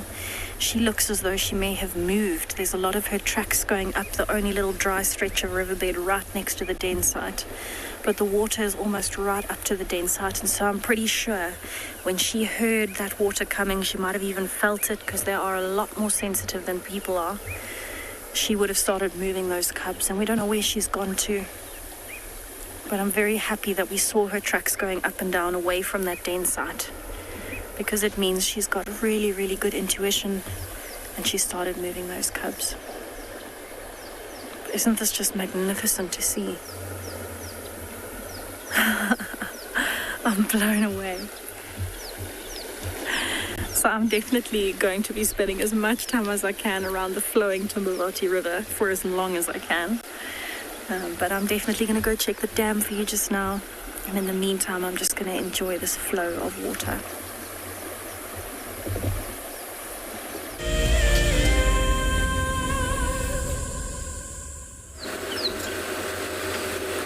It's amazing. It's such a weird thing. You know, a lot of people don't really understand why guides get so kind of caught up in or emotional over seeing a river flowing that you never normally see. I think it's because you always want to picture it, and when it doesn't happen for long periods, it starts to become that kind of thing that you think about, and you want to see it just so you know what it is. It's that inquiring mind that most guides have.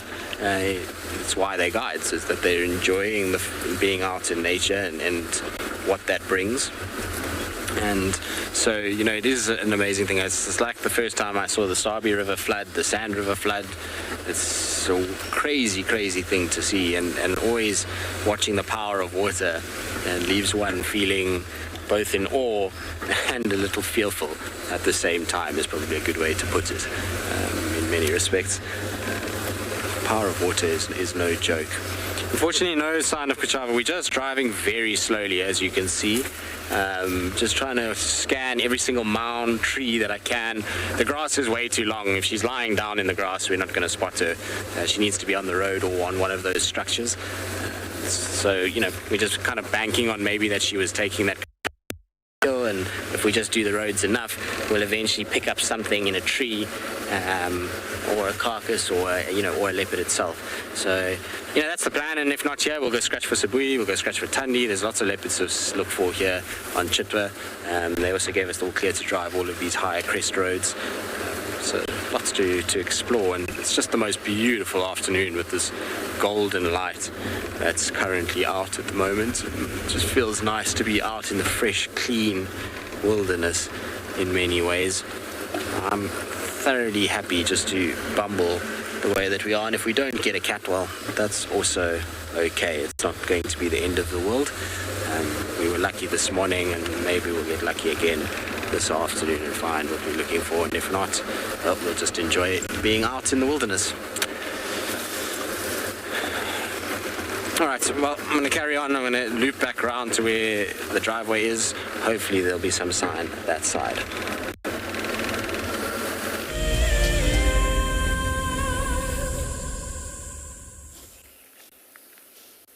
Welcome back, everybody. Now, just heard a couple of zebras not far from here. They're apparently moving in this direction, the lions aren't really aware of it. This one, well, not this one, but the one closest to us moved a moment ago. I heard that sort of noise a horse makes. And a vehicle that was with us before has gone up in that direction. They were headed off to go and see if they could find the animals. He's just informed me that there are indeed some zebra on quarantine on their way in this direction. So we could see anything happen. These lions that go from being very flat cats can suddenly change their behavior quite quickly, even if they're not that hungry. The instinct and the need to catch and subdue prey animals is automatic. And them all being flat and strewn out on the road like this actually makes for a pretty decent sort of catching net. We were discussing it if you were watching the show a few nights ago when we had this pride stalking the impala. It was quite a process to watch, but it's nice to be able to sit back and just allow those things to unfold. The intentions of the lion were there.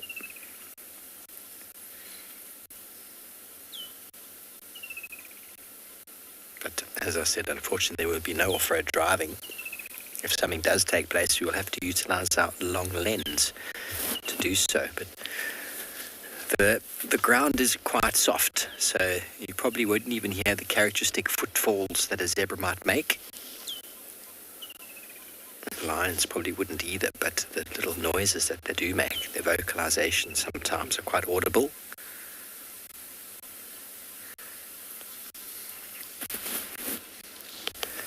But there's almost no breeze whatsoever.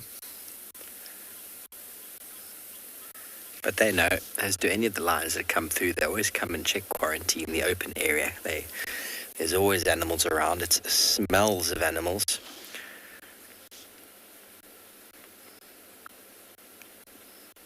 Last few times they came through, their tracks went straight through quarantine and chasing things all over the place. They did that this morning as well, but there was nothing to be seen. The impalas were all on the other side. Don't forget, everybody, we are live and interactive, and we would really like to hear your questions and comments. Please do send them through to hashtag Wild Earth, throw them in on the YouTube chat stream. Alternatively, go to the website, register and throw them in there. I'm just going to be quiet for a moment to allow us to just soak in some of the noises of the birds calling as we watch some very sleepy lions.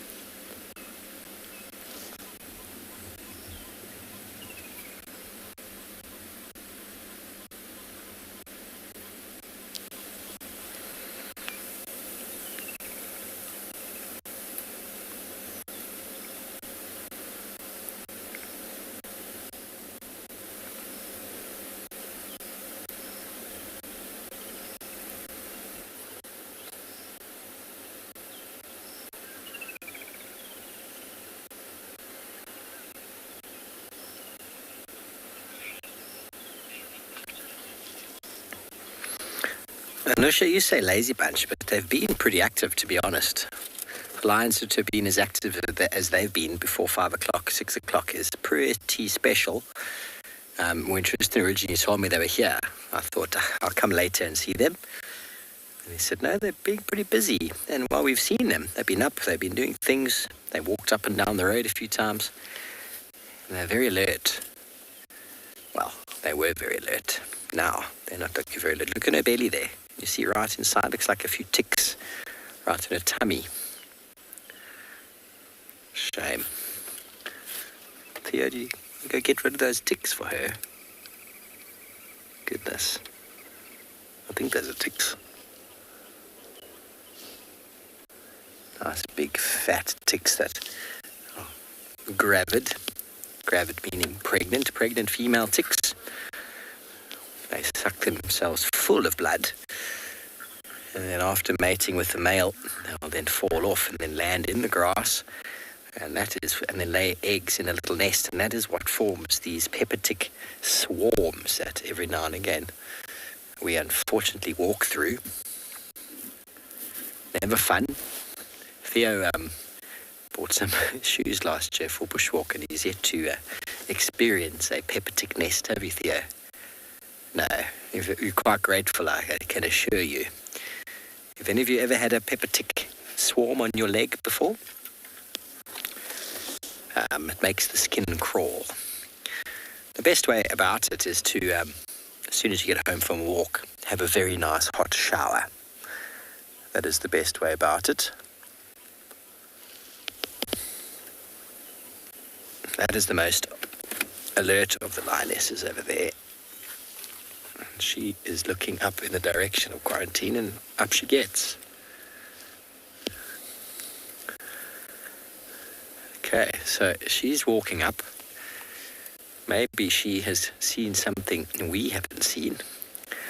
I'm going to maybe make some space and go a little bit further up, and then we can get an idea of where the zebras might be.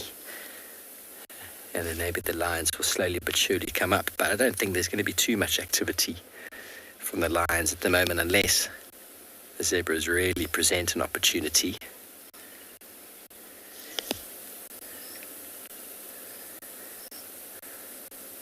Now she comes back again.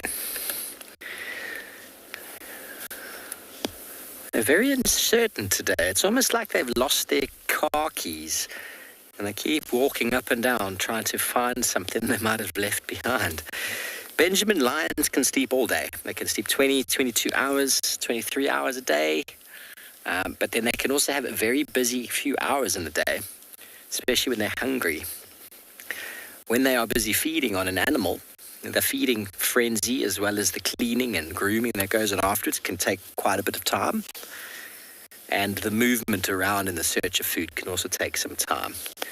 And each day is different, but it was often to do with weather. For example, the other day when we tracked them and they caught that waterbuck, they'd been quite busy that afternoon because the temperature was suitable. And then 2 days before when Tristan had them, the dam cam, they were very busy, but that's because the temperature allowed it to be so.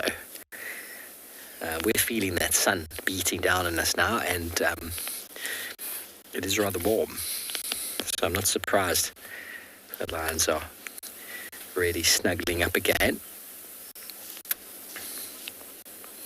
Okay, well, that lioness has come all the way back and found herself in a very nice shady spot. So we might reposition shortly, see if you can get a better view. But in the meantime, let's send you over to Pridelands and see what's happening that side.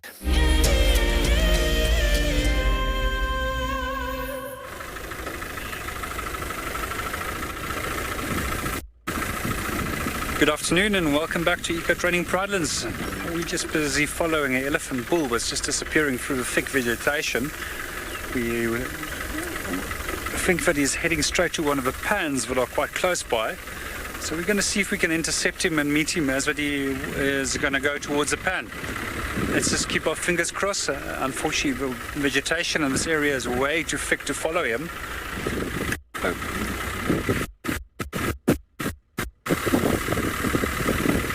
One of the reasons why we know that he's a bull is, firstly, he's on his own. However, sometimes we do get young bulls, often together in groups as well. It's generally between the age of 15 and 25.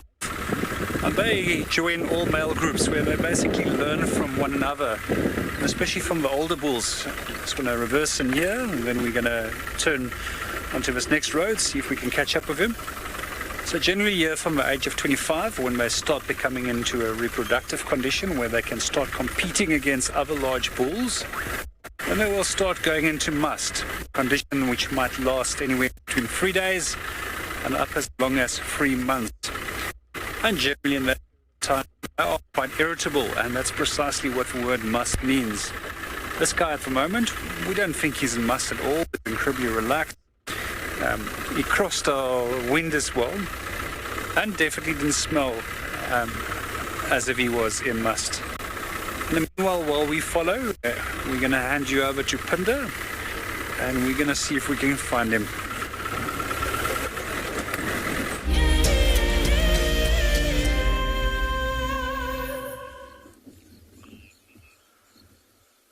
Welcome back, everyone, and we have just found at Ambion Pinda Private Game Reserve 2 white rhino, and we are ecstatic to find these two. We've been looking for these white rhinos all afternoon here in the southwestern grasslands of Pinda, and I thought it would be easier to find rhinos because of all the rain we've been having and all the lush grass, but I think because of the rain, rhinos and most animals haven't been congregating around waterholes like they usually do, but they've kind of spread out all over the show, making it harder to find them. But we found two right here, and just look how they have paused and they have got their ears facing straight towards us, because when we saw them they were actually walking in this direction, and then as soon as they saw us they paused, and now they're still in the process of kind of sussing out what we are, if we are a threat to them, and if they can carry on going about their business.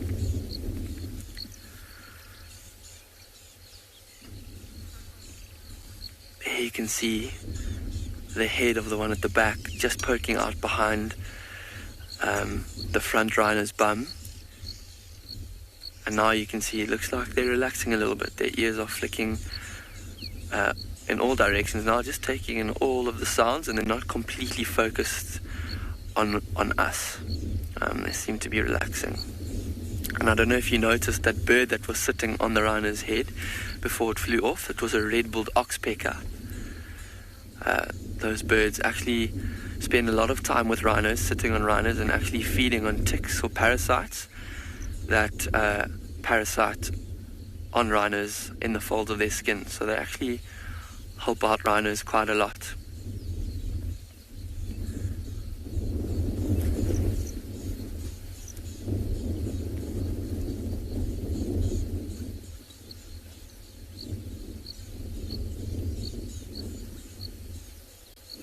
Incredible. And I don't know if you can see the bushes and pieces of grass in front of the rhinos blowing slightly in the breeze. It is picking up, this wind. It's getting windier and windier towards the end of the day, and that also could be just another reason why these rhinos are slightly more watchful than they normally would be. With this wind going around, they won't be able to hear or smell as well as they would have if it was a still, calm day. And these two white rhino rely almost completely on their sense of smell and hearing. So if you take those away, they have very poor eyesight, so it makes them a little bit more sort of careful when it's windy conditions like this.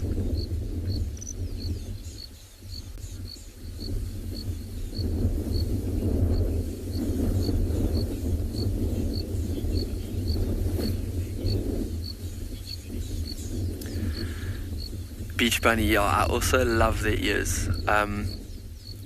If you have a look at this rhino that's pointing its ears right at us, you can see all those little tears and rips in the ears. Some of them would have been from, look at that one's lying down. He's laying down right on his side. So some of those tears would have been from being ripped as it walked past a thorn or something like that. Just wear and tear over the years, because rhinos can live for quite long. But on Pinda, we have a very, very close management of our rhinos. They're very important to conservation in Zululand of white rhinos. So we actually notch their ears in a specific notch pattern. Each one of them has different notch pattern to another one, so you can identify them and keep track of them and see that they're doing well. Because there is an incredibly dire crisis of rhino poaching at the moment in southern Africa and actually all over the world. But Pinda is kind of a sort of a success story in that we've got a very healthy rhino population, and we haven't had any poaching for quite some time, and that's due to the conservation efforts of a lot of people and teams on pinned at the moment.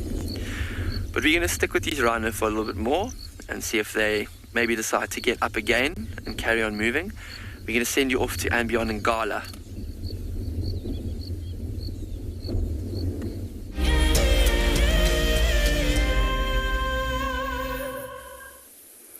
So I'm sitting here at Clara Dam at and beyond Ngala, and we found the back end of a breeding herd of buffaloes, and I think these are actually the same buffaloes that I saw just before the cyclone hit us, and they were all bedded down and getting ready for the storm that was coming in. And here they are, looking very relaxed and happy, actually in the dam itself, and they're doing a combination of cooling down and drinking, refreshing themselves.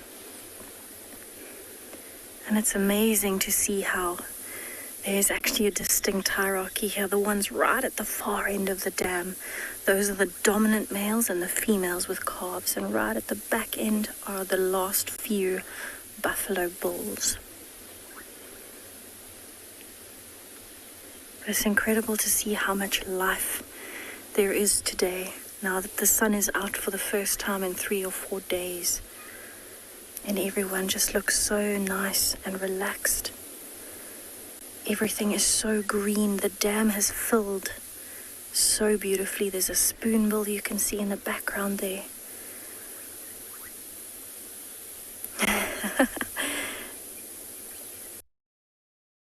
And 2 buffalo bulls coming face to face there. Oh, that one lying down has actually got an oxpecker on his boss, on the top of his horns. And he's busy multitasking. He's cooling down at the same time that he's chewing the cud.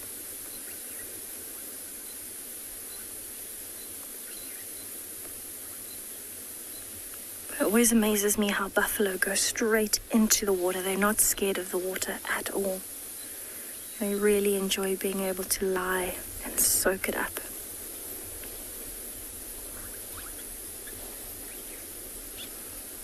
So the rest of the herd, you can actually see them crossing the northern end, the top end of Clara Dam. And I suspect what they're doing is they're going to walk and keep feeding on these nice, very lush green areas around the dam itself. And this old bull is taking a shortcut. Instead of going up on the bank like the others did, he looks like he's just going straight through the middle.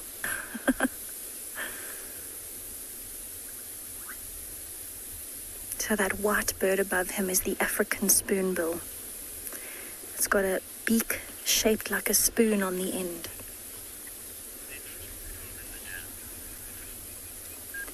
Mpo, there used to be crocodiles in this dam. We aren't aware of any at the moment because in the last few dry seasons, in our winter months, June, July, August, this dam has completely dried up.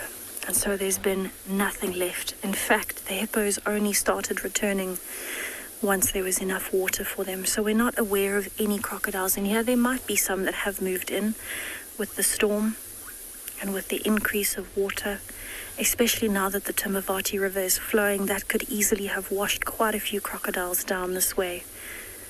And that Timbavati River is just to the south of where Clara Dam is, and so there very well could be some new crocodiles in here that we actually don't know about.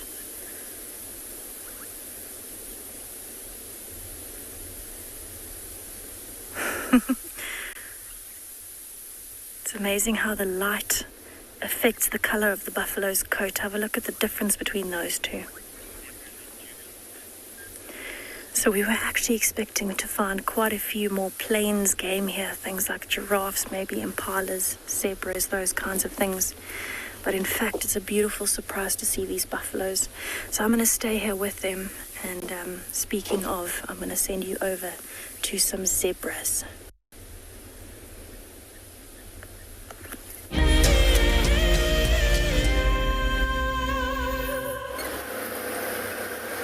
Thanks, Tess. Well, we caught up with our zebras. They were slowly coming down, but they felt something wasn't right. They've all turned around now.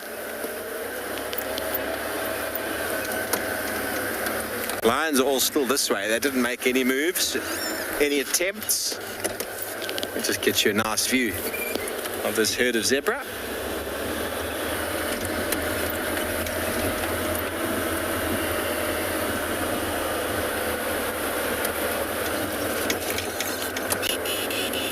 They kind of know something's up, but they're not quite sure what.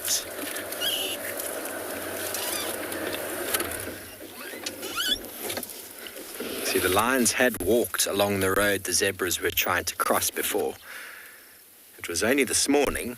It's quite some time ago, but they keep looking in that direction. You know, it's that sixth sense that many animals employ to keep them alive.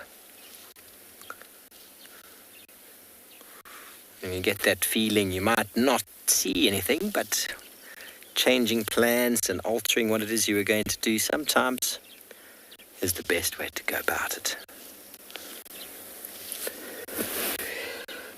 Excuse me.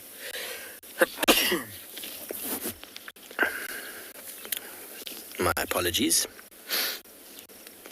Beautiful zebras in this nice, lovely afternoon light.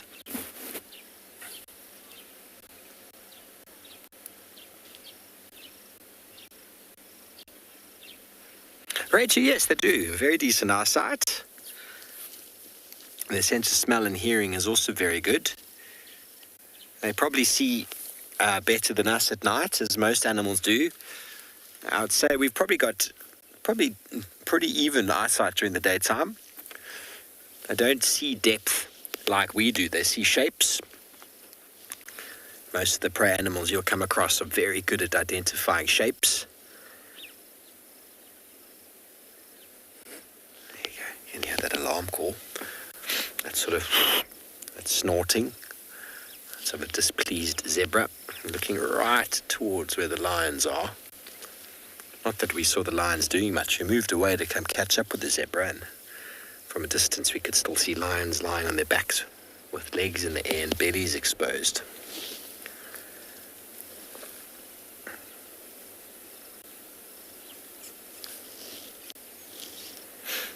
Hence why this morning when we came out and we found all the impala on the far side, that's where the zebra headed to now. Often we kind of know someone's been hunting or there's been movement of predators when you find an accumulation of our prey animals on a certain side of this open area. And then when we check the opposite side, we're often quite lucky in finding some predators on the move.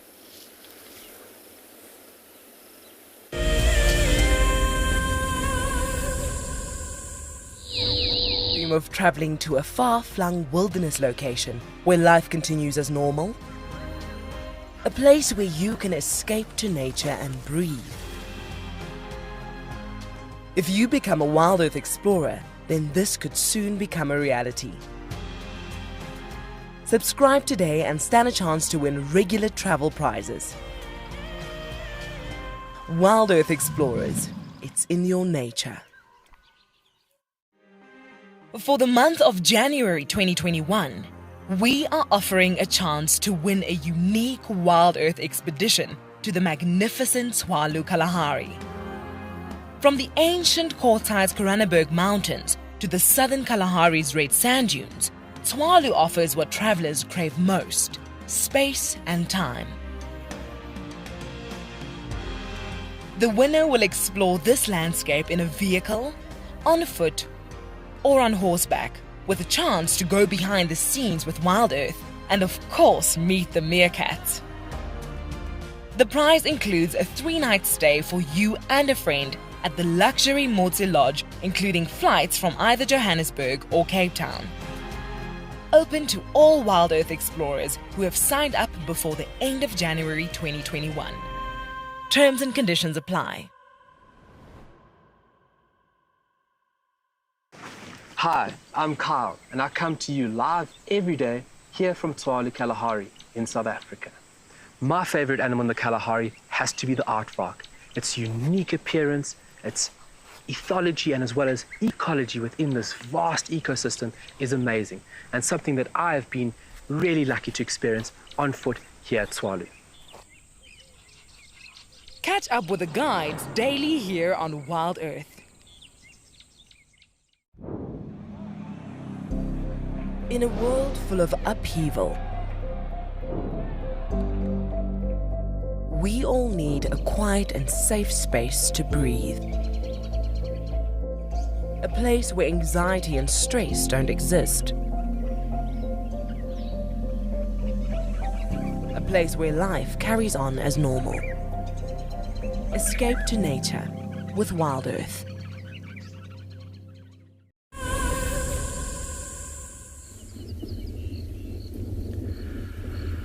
So these rhinos that we saw earlier have still remained in the same place, but they are now both standing and looking quite alert. I think something, maybe the wind startled them, and I think this wind is really confusing them at the moment. Their ears are still pointed one on us, and the other one, which is moving completely independently of the other one, is swiveling to catch noises that are coming from the back of it. Just taking in everything around in its environment. But have a look, we were talking about the ears earlier. Have a look at the pointy tip of this white rhino's ears. It's one of the ways that we actually identify these as white rhinos. There's lots of ways, but just by looking at the ears, we can tell these are white rhinos with that pointed tip.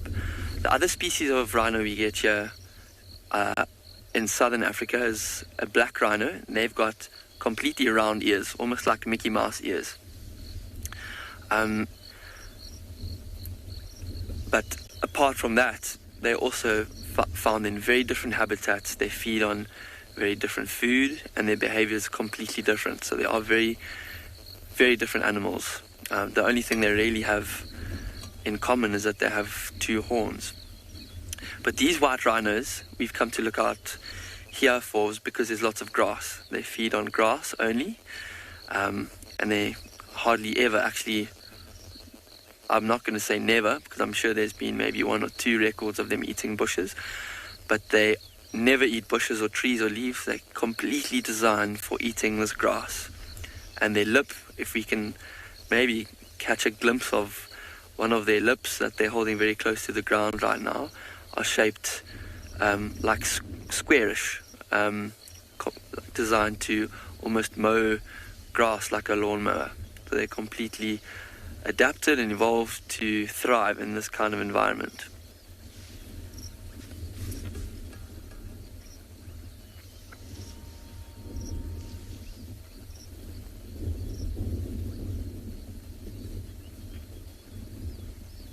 It's beautiful how the light's catching them now.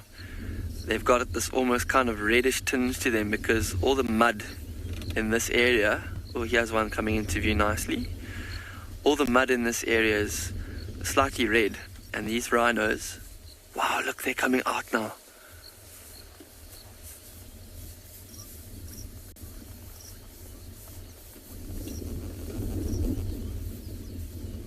Look at the grass hanging out of his lips.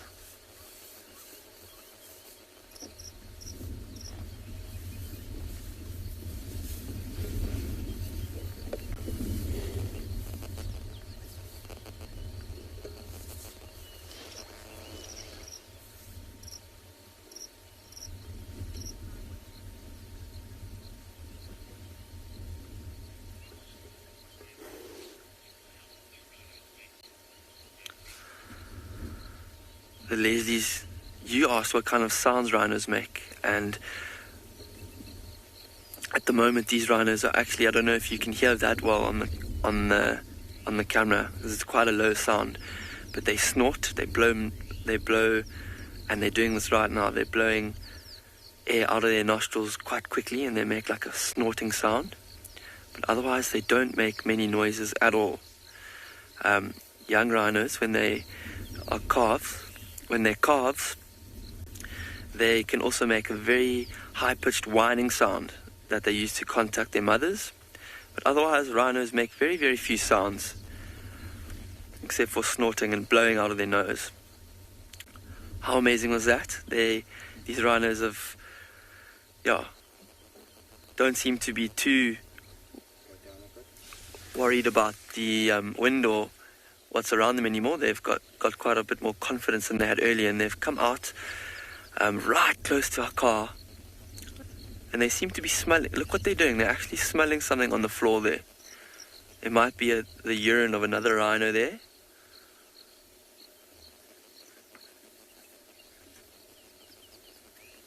But now you can see that square lip. Wow, that's fantastic.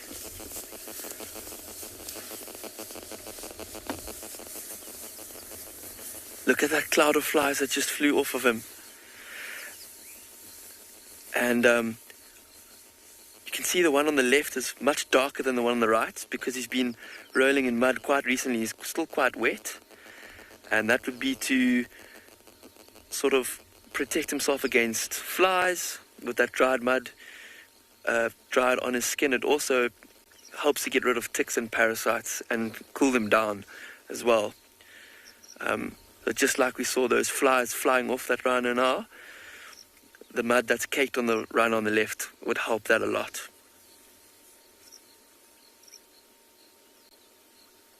These two are being super inquisitive right now. It's amazing.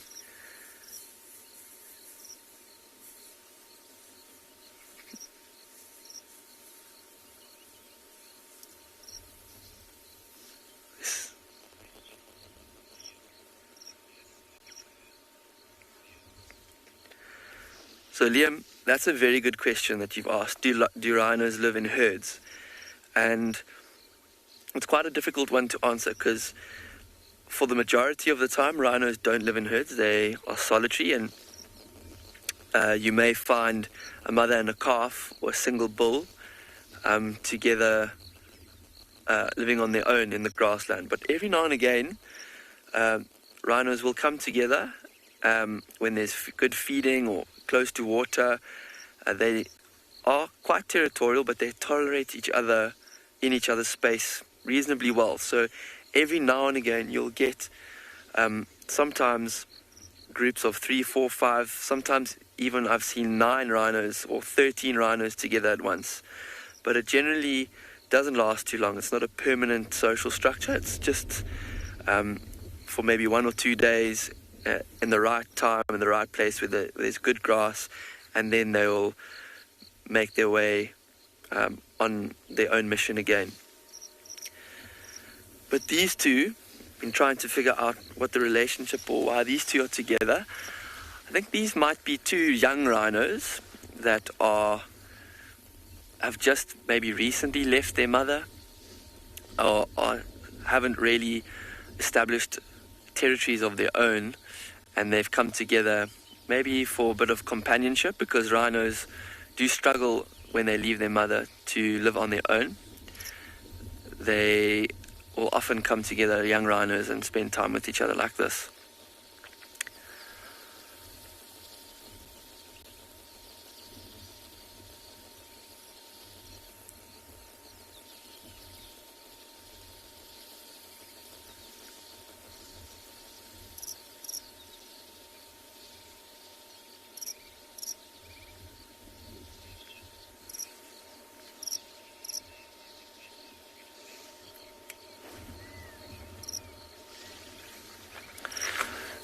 So, Buffel, your question is quite a tricky one. I'm actually not sure which species of rhino has better eyesight. I'll have to get back to you on that one. But both of them have very, very poor eyesight. White rhinos do tend to live in more open areas like this, where there's a huge field of vision for them to be able to spot things, whereas black rhinos live in much more thicker, denser vegetation. So if I was to take a guess, I would say that white rhinos may have better eyesight, just purely on what they may be adapted to live in. But I have absolutely no idea. I will get back to you on that one.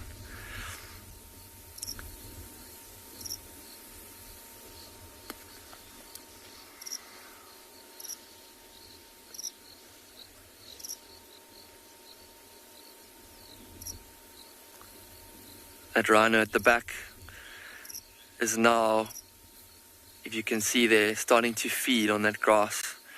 So that's a sure sign that it's completely relaxed. It's forgotten about the threat or what it thought was a threat earlier, maybe the wind in the bushes, and it's happily feeding into the late afternoon. So we are going to leave these rhinos. It looks like they may just walk down into that riverbed behind them, and we're going to go see what else we can find in this afternoon for you. So we're going to send you off to another live location and carry on.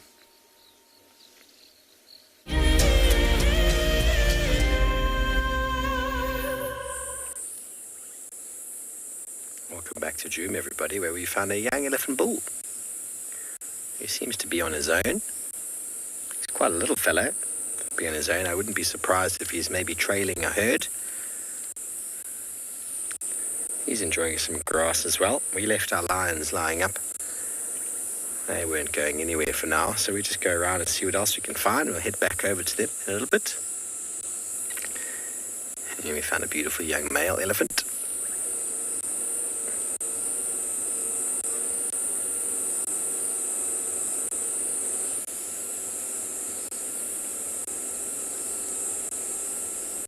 Sounds of the cicadas nearby. It's almost deafening.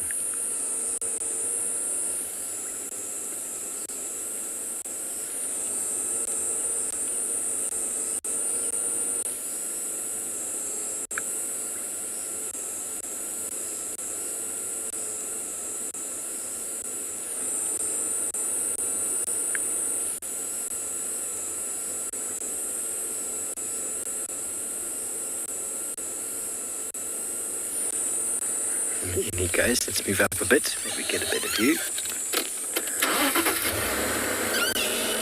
We discussed before the elephants will dig up certain roots and bulbs and things this time of year, but they will be feeding quite heavily on grasses and wildflowers and forbs.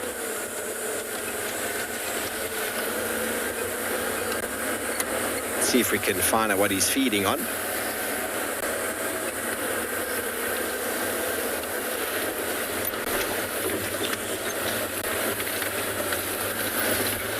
Gary, elephant bulls inevitably will end up on their own as they start. Oh, there's another female, or another bigger elephant in the block. Not very good view because of the light. But elephant bulls will end up on their own as they sort of start reaching sort of adolescence, teenager-ish size. They start to show interest, sexual interest in family members, and they then get pushed away from the herd. He's already a little bit sort of off to the side. He's found himself a marula tree. But he's not on his own. There is a herd nearby, but he's too cool to hang out with the herd, you see. Like many of you, you've probably got teenage sons at home. They're way too cool to be walking down the road with you, aren't they? In the shopping mall, they're always off doing their own thing. Either right at the back or all the way at the front.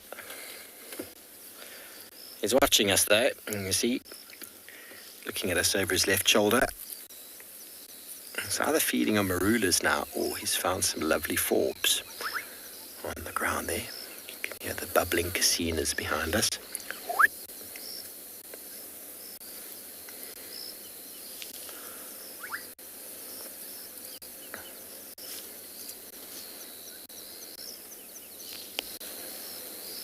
He did seem to be a bit too small to be on his own, but he's nearly there.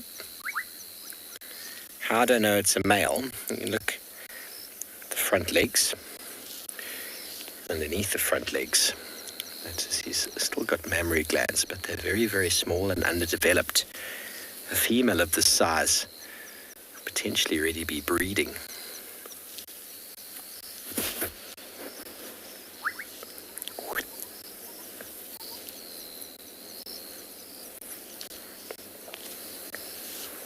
But even after he gets pushed away, I'll often find them following the herd for some time until finding a group of males to show him the way.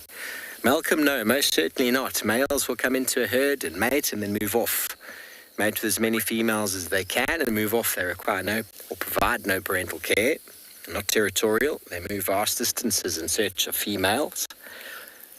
And the females will stay within their herd for life until the herd gets to a certain size, and then you might get individual females breaking off and making two different herds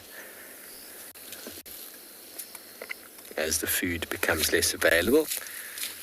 We've got elephants emerging out of the thickets to our left.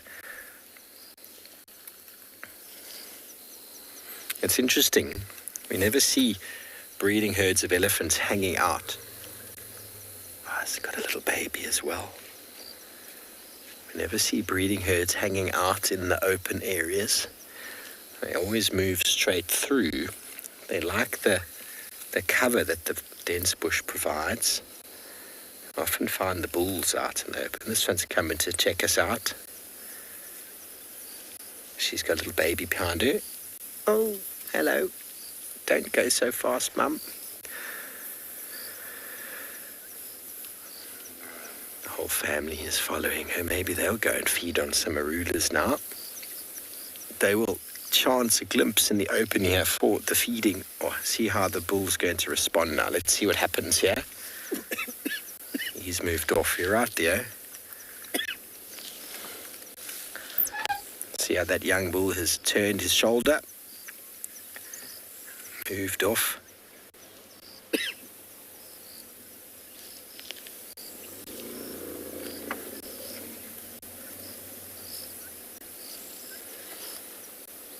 Little family units. There's another herd up ahead. Very closely related to this one.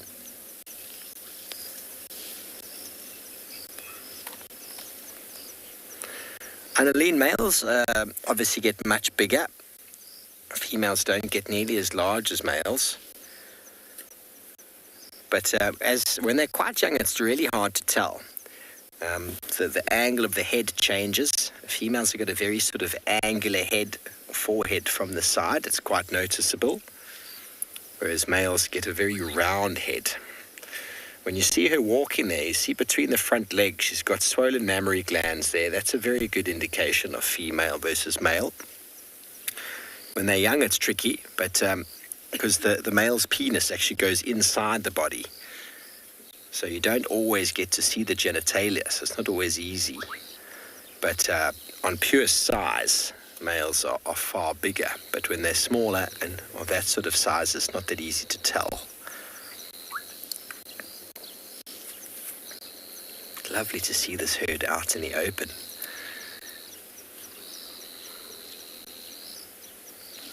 Hello. See, that's a cousin. Now, if I've discussed this before at length, breeding herds of elephants, you would not see a baby out on its own like that if there was any concern for the welfare of the herd or if they were in any way unrelaxed. Oh, look at the little one. They're going to meet. Have a look how it's going to meet the other one. Look at that little one there in front of Mum. Hello. They form bonds with each other, and these cousins and relatives will know each other for life. They look out for each other, they push each other around, they play.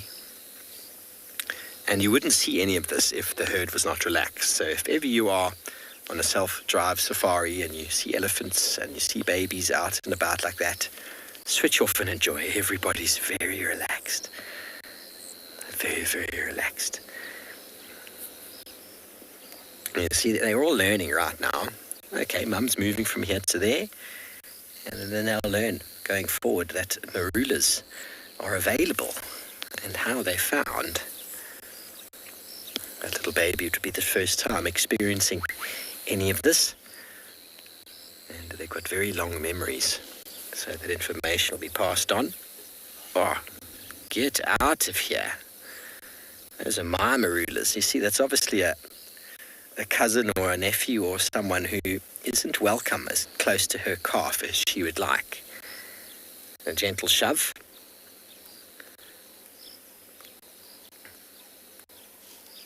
They do get quite possessive over their marulas. Elephants do. Now, although the baby on the left there might be experiencing marulas for the first time, I doubt it's able to pick them up. Suffolk's elephants take 2 years to really master the art of the trunk. For the first 2 years, they're able to suckle from mum's mammary gland by just lifting their trunk and using their mouth. So right now, that baby, if it wants to get a marula, it will have to physically put its mouth on the ground to do so. It won't actually be able to physically pick it up with the trunk. It might be able to push it around a bit, but that hand-eye coordination takes time to develop. And see, it's like the skills that one's using there with this trunk has required a fair amount of effort. There are many muscles in the trunk that enable it to lift it forward, to lift it up, to turn it left, to turn it right, and to suck up as well through each of the nostrils. Someone has counted over 100,000 different muscles in that trunk. So that takes time to figure out how to use. Just imagine a human baby trying to figure out the small amount of muscles in one's hand compared to the muscles in an elephant's trunk. It takes a baby a while to really figure out how to grab things and how to do things, and then how to pull them up towards the mouth. The reason why the baby bib was invented is although the baby's keen to try feed, it doesn't always get it very right. And the youngster's on the floor there on the right. The only way to pick up food is to climb on the floor and put it up with its mouth.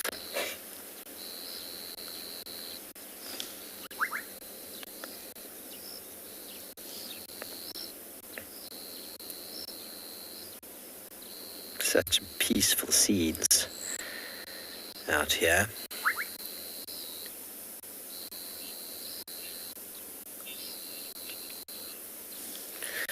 Carol elephants have been in abundance for a few weeks already. Oh, there's some pushing and shoving going off on the left over there. They definitely are in abundance. This time of year we expect to see lots of elephants around because of the marulas. It is marula season.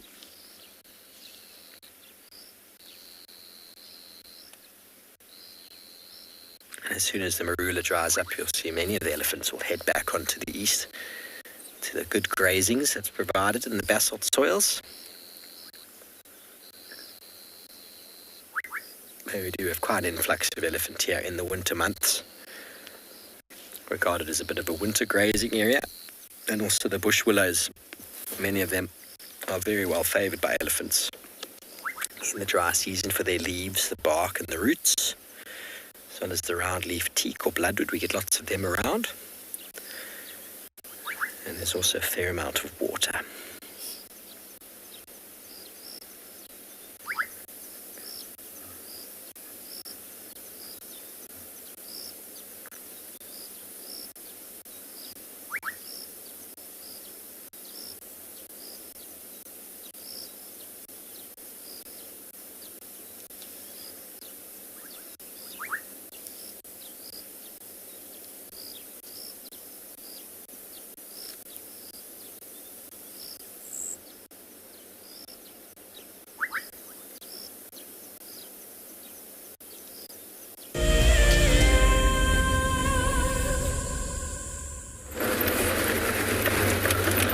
Talking about elephants, we've just come across another group ourselves.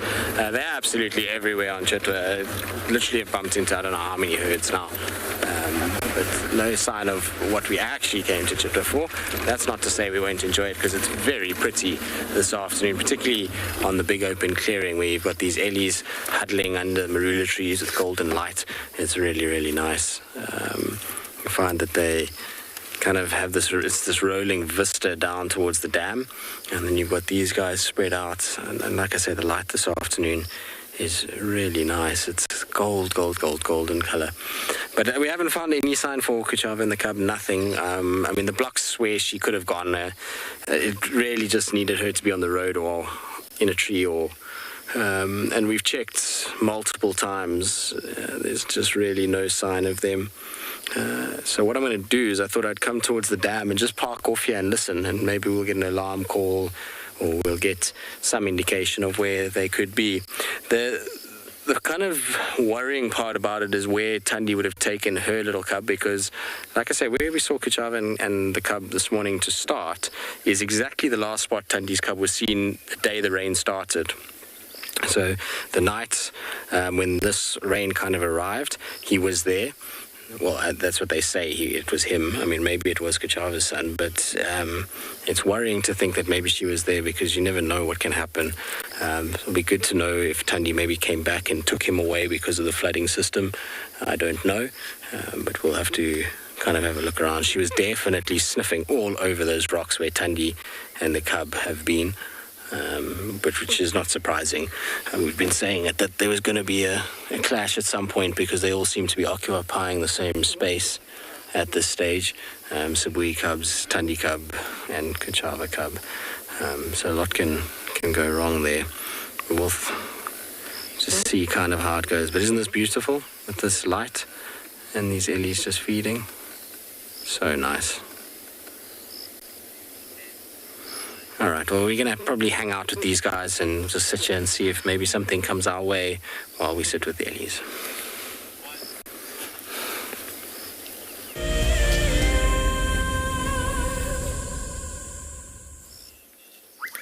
Welcome back to the open clearing of quarantine and our beautiful herd of elephants enjoying the marulas. Picking them up one at a time. And there's a little youngster in the middle. Theo, can you see him? Let's see if we can get some close-ups on that little guy. He's so small. It's tiny. He's trying to do things with the trunk. The frustration. Come on, everybody. How do you do it? I'm going to go down on the floor again and pick it up with my mouth. They want to be involved. They want to do what everybody else is doing.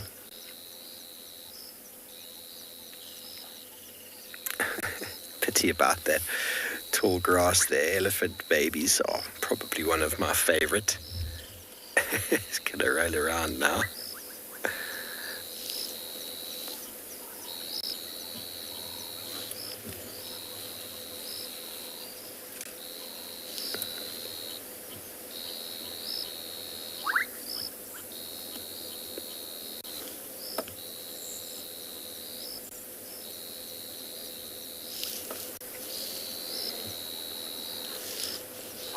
So the sun is slowly making its descent to the horizon, and shortly after this we're going to leave these elephants and go back to the lions, as I feel like it might be nearing the time that they're going to start getting active.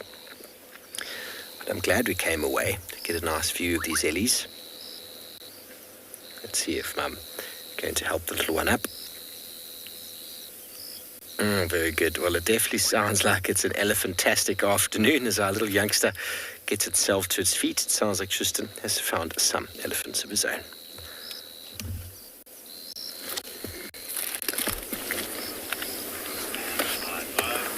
And there's ellies everywhere, as we've been alluding to over the course of the drive. Literally any clearing where there's a marula, or wherever there is a marula tree itself, there's an elephant sitting close by, moving around. Lots of herds, which has been nice as well. So not only just bull elephants, which is what you often see on these marula clearings, but nice to have lots of cows and little babies around too. That light, though, is just something else. It's one of the nice things about Chitwa. The view from the camp itself in the afternoons is so beautiful. You get this nice setting sun that kind of flows towards the lodge, and the dam, and the kind of open area, particularly when you've had good rains and everything is so beautiful and green. What are you doing? Oh, goodness. The kids have been given too much sugar and are now going to be messing about.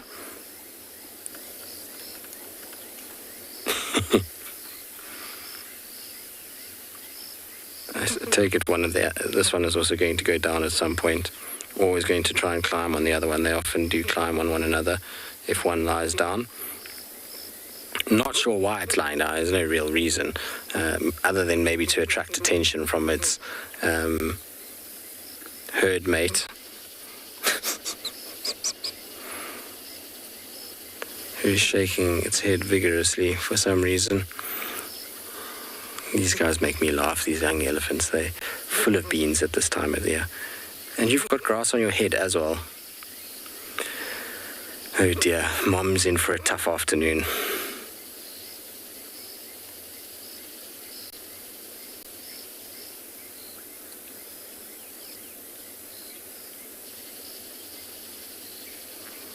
So pretty though, Archer. It's sometimes nice just to pause and just take it all in. I'm really hoping that while we're sitting here, an alarm call will ring out, and maybe not so much for Kuchava and the cub. I would prefer, funny enough, not because I don't want to see Kuchava and the cub. I do. I like spending time with him, and I really enjoy that little male. He's super cool. But I would like to just hear alarm calls and find Thandi and the cub, just to know that they're all right. You know, often when you get these kind of floodings that take place, particularly for little cubs that don't know what flooding is, it's always good when you see them again afterwards and you know that they managed to get through it unscathed. Thandi, being as experienced as she is, surely would have come and found him. But with Kuchava's presence so close by and the flooding, it would just be nice to kind of see those two sooner rather than later, in order to just make sure they're okay. And then obviously Sibuya and the two, although I'm not too worried about them, they spend most of their time kind of near the airstrip there. It's nice and open and fairly raised, so they wouldn't have had too much to worry about from a sort of flooding point of view. And you got to love the fact that there is a mountain of food all around these ellies. So there's marulas everywhere, there is grass everywhere, but no, we must break trees in order to find the food we want. Why? So can't we just pick the leaves without breaking the tree as well? Branches are being flattened and all kinds of other things. I suppose it's just more fun that way. If you're an ellie and you've got the power to do it, why not?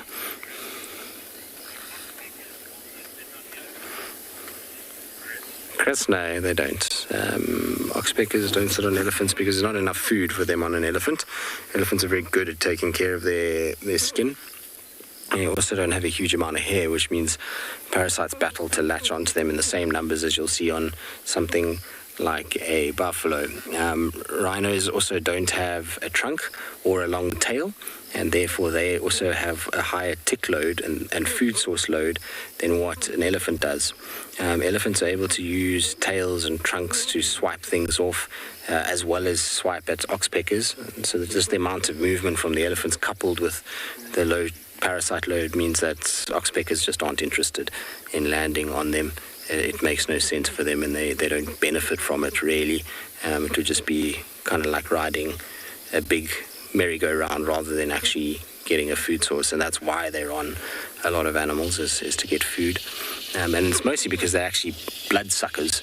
Oxpeckers' main source of food is blood. The ticks are just filled with blood, and that's why they like to eat them. It's not that they're actually targeting ticks themselves. They're saguanivores. Blood is their preferred diet. And so that's why often they even peck at wounds and harvest the blood like that.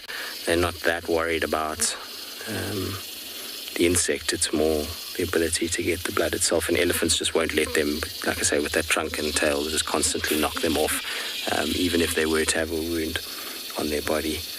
Isn't that beautiful though? It's open clearing, super pretty, and there's golden light this afternoon after that rain is most welcome. I think we'll go down to the dam and just go and see how full the dam is and sit there for a little bit and listen and maybe see if there's any birds. Maybe the pratincoles have arrived. You never know if there's a tern that's sitting somewhere there. So I think it'll be a good place just to go and scratch. I did check Chitwa Airstrip for any signs of sooty terns.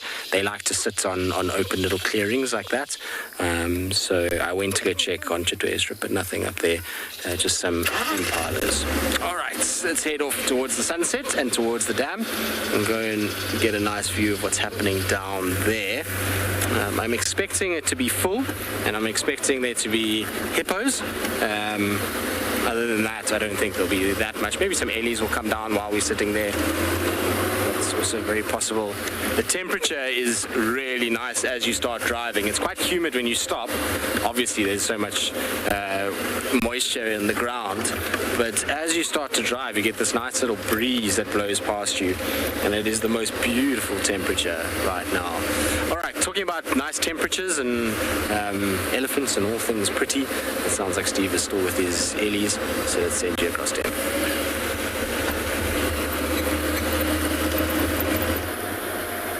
Thanks, Tristan. Well, our herd has crossed the road and they're heading straight towards the watering hole, which could mean, it looks like they're going to go past.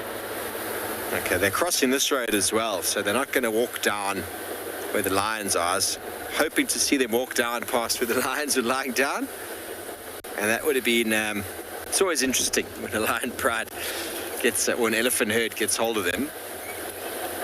Where are they going? They're going straight towards Vuitela camp.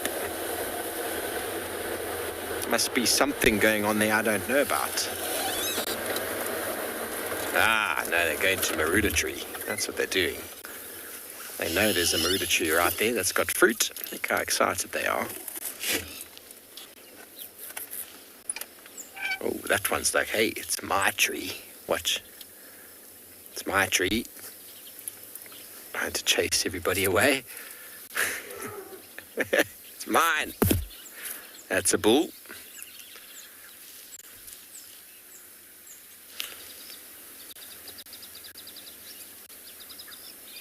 Brandslang elephants go through 6 sets of molars in their life. They start off with their sort of milk teeth, which then pop through. And then as they get older, a second molar pushes through at different ages. And as those molars sort of push through, eventually they go through 6 sets, and the molars sort of just fall off the edge or the front of the mouth as the 6 sets, both top and bottom, push their way through. And eventually, once that 6th set is out at about the age of 40, 45, the teeth gets quite worn down, and then that animal starts to sort of not really be able to digest or break down, should I say, their food very well. They don't do a very good job in the first place, but once that... Okay, those baboons are shouting. I'm going to move up here. Baboons must be shouting because lions must be moving. So let's go and have a look. We're going straight towards the lions now. It's an afternoon of elephants. I'm sure there's a second herd of elephants just outside camp there.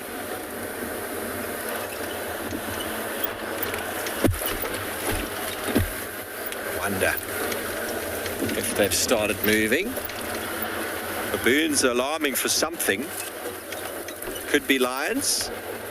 It could be a leopard somewhere.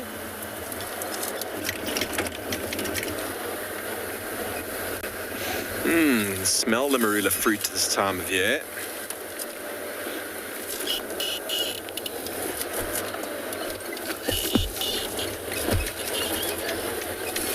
Okay, so they have moved up slightly.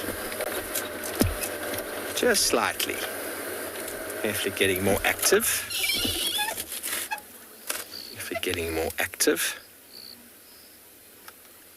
Active and aware.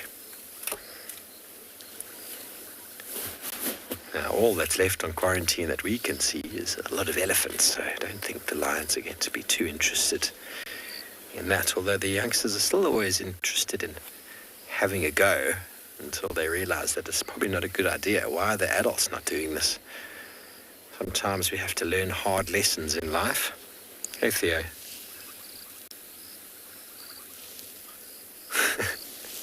No comment.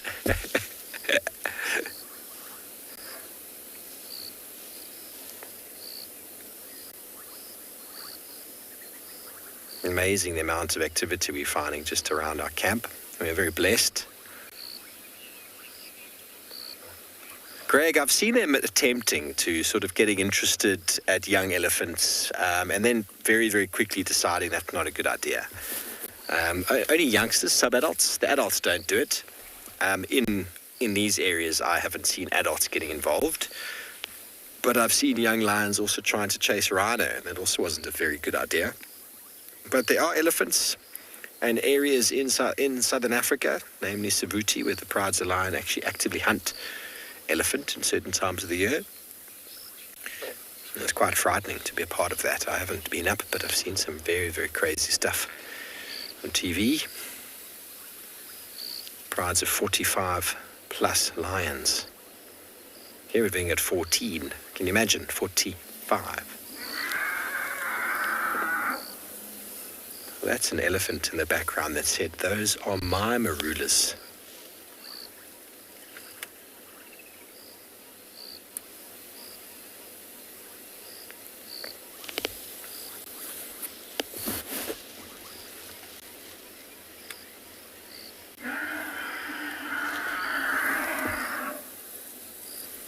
It's a crazy sound, isn't it?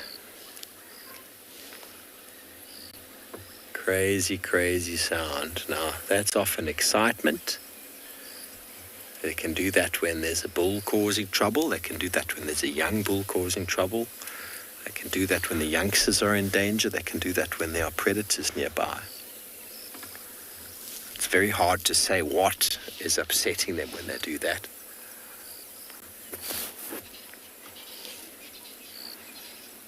But it's a real body jarring sound. If you're close by, an elephant does that. It's not pleasant to experience. Okay, well, I'm not sure which watering hole Tristan's arrived at, but I'm guessing it's Chitwa.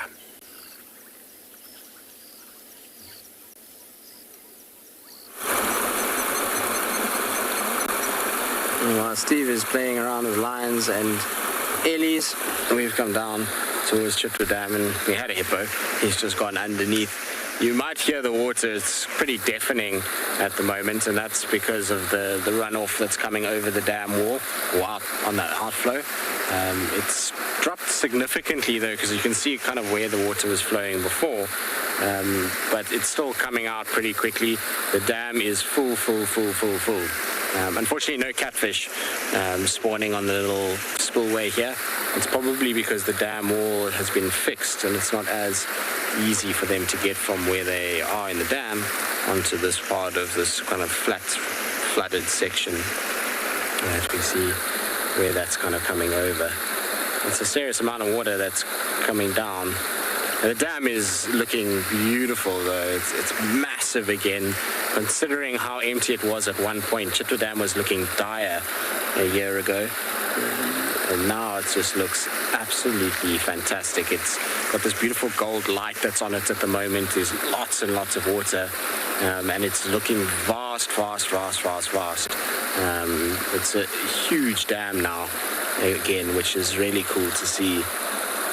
The last time I saw it like this was in 2012, this full. In fact, it was fuller than this, but it's the last time I've seen it as full and as beautiful kind of as it is now. Nice little reflection and color in the water this afternoon.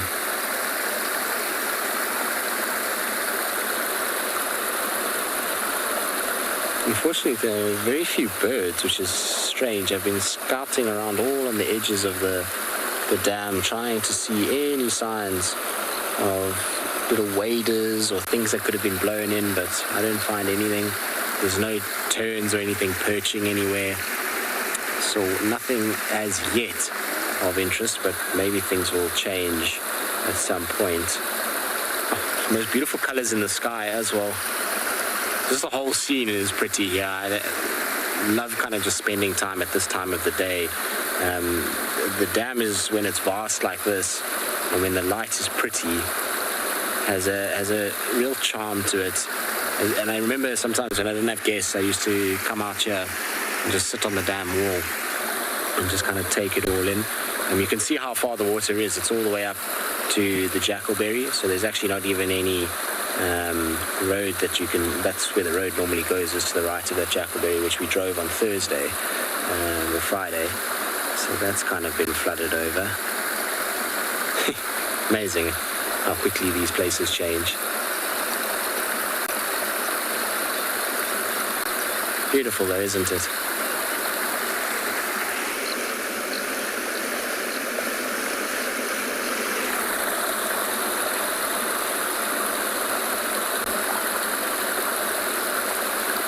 a lot of you are saying you can't believe how full it is, but if you pan across this whole dam, you'll be shocked at how big it looks at the moment. It is massive, massive, massive now. It's more a lake than a dam these days. You can see it stretches as far as you can kind of see past that dead tree. And then if you look all the way across, it continues to kind of go and then up towards the dam wall, and it's very high on the dam wall at the moment. It's a serious amount of water, that's for sure.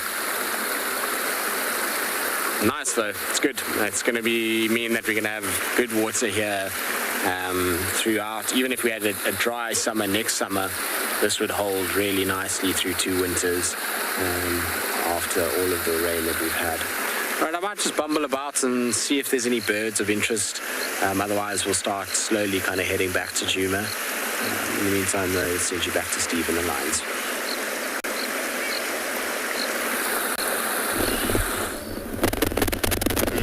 Beautiful scenes unfolding here in the open areas of quarantine, just turning around for it.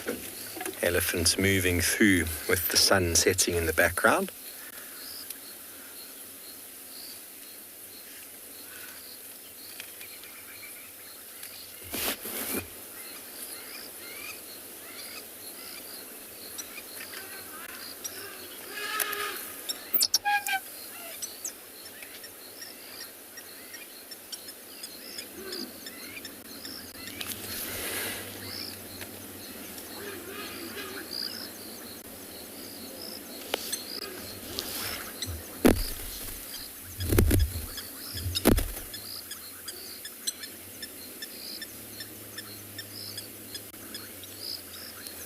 And off they go.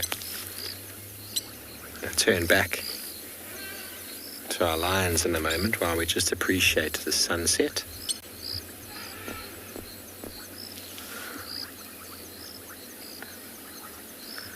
The lions, regardless of the fact that they are giant elephants running away, the youngsters are interested. They're looking, going, And that's just the thing, everybody. It's a moving target. They even look at our wheels like that sometimes. It can be quite disconcerting. Okay, I think they're going to start coming up now, so let me just move back.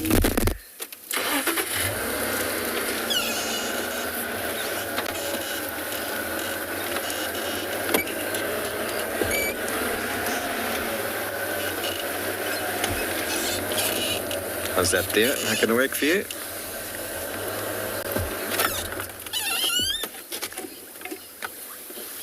Watching the elephants intently. Can't help themselves. Cats, after all.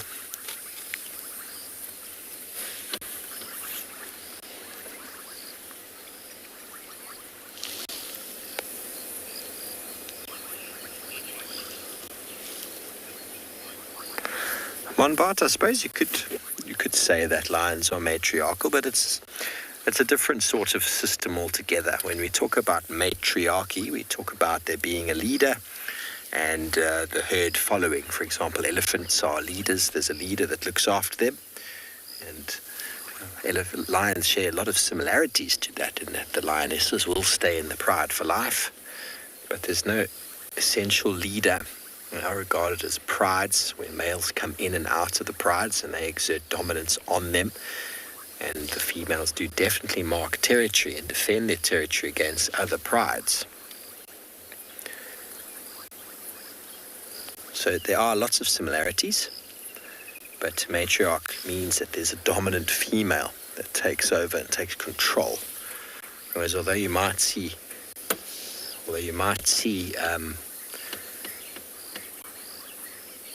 an individual lioness being sort of more in charge sometimes, there's no general leader per se.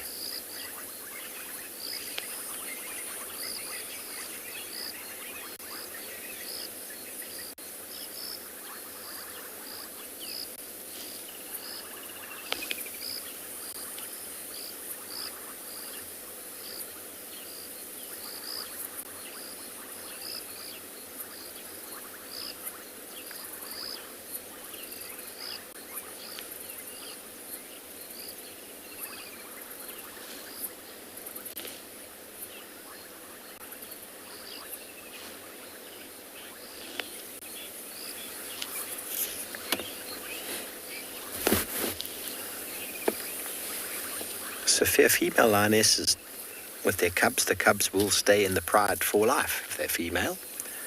Males can stay up to 4 years. Normally it's less than that before they get pushed away. It all depends on the turnover time. Some prides you might even see the young males integrate and form a dominance with new males that move in, as we saw with the Sausage Tree Pride. But generally 3.5 or 2.5 to 3.5 years is when young males will get pushed away. But it does change. It's not exactly the same every time.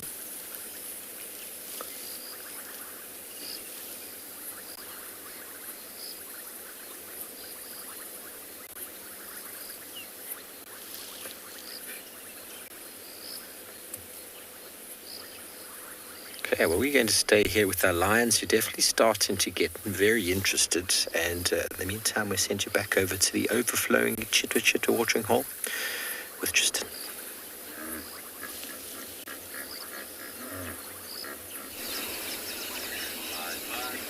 I'm glad the lions are getting a little bit more active and starting to do a few things. We're gazing upon a full moon and a beautiful kind of, I don't know, just nice afternoon, really.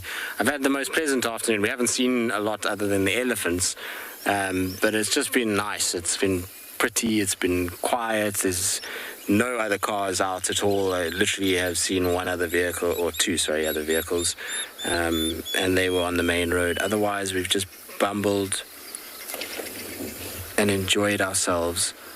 Sorry, I just heard guinea fowls. Where are you alarm calling from, guineas? Are the leopards in the lodge? Wouldn't surprise me. It also looks like some ellies having a bit of a wade across the far end of the dam. You can hear them walking.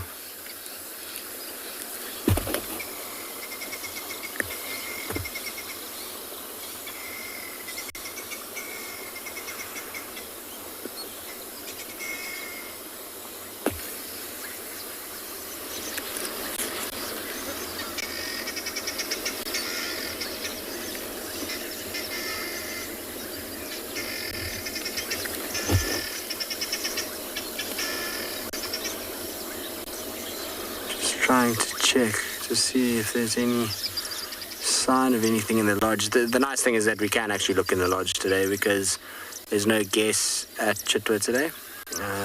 Most of the lodges don't have guests because of the cyclone and obviously various other reasons. But there's definitely something causing much panic because go-away birds are calling now.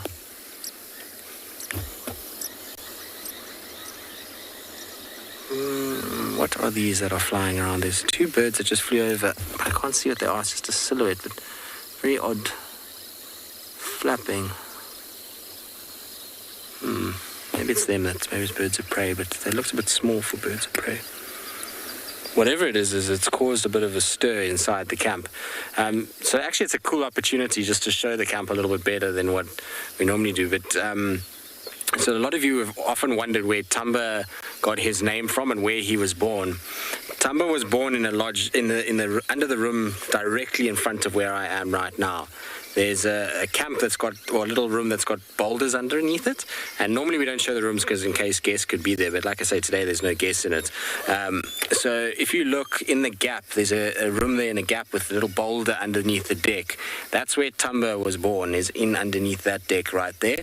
And Tamba means boulder or rock. And so for those of you that have heard of us referring to Tamba, he was Tandi's offspring, not her last litter or the litter before, but the litter before that. So the older brother to Clolamba, and he was born in on those rocks there. So because that room is called Tamba, the actual room, because of the boulders, he was given the same name.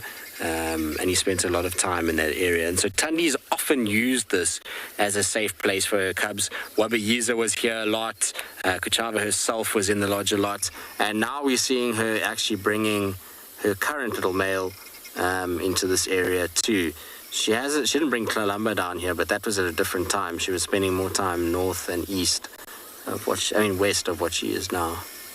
I was just scanning all the decks because in this wet weather and with no guests, I wouldn't be surprised if Tandy and her mischievous cub are just sitting on one of the decks somewhere.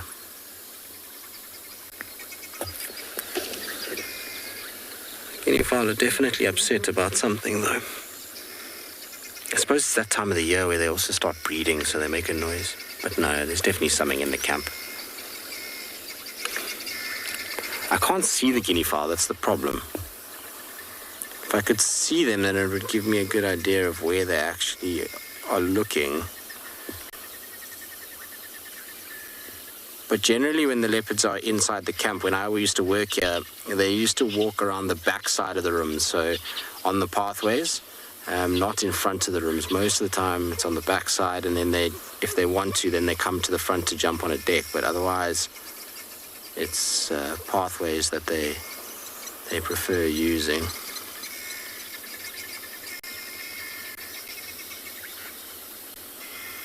Part of the reason why I'm also here at this time and not still bumbling is because I'm trying to wait for that wood owl to call again, see if it actually is still around in this area. I've been trying to find it, but it's been a bit tricky, and we haven't heard it again since that initial time. So I'll just keep being patient and keep watching out, see maybe if these guineas give away something.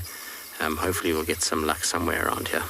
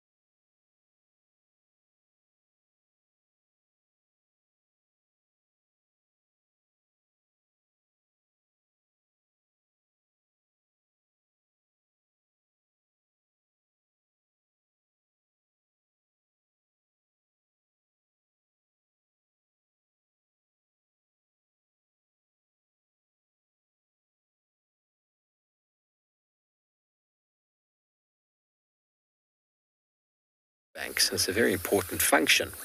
Hippos are not able to overutilize the grass because they have to just clip it with their lips. There's no ability for them to dig the grass up, to chop it too short. Obviously, their feet have the potential to damage the surface and the ground and making tracks. But invariably, their feeding is very beneficial from an ecological point of view.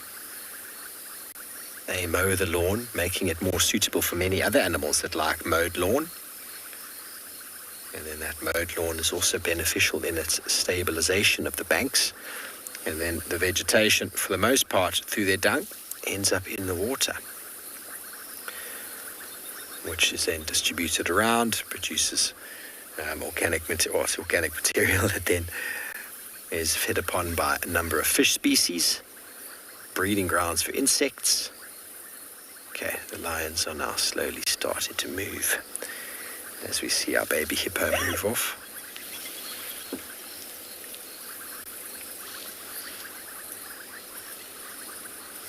It's a nice little two-shot there. The lions and hippos.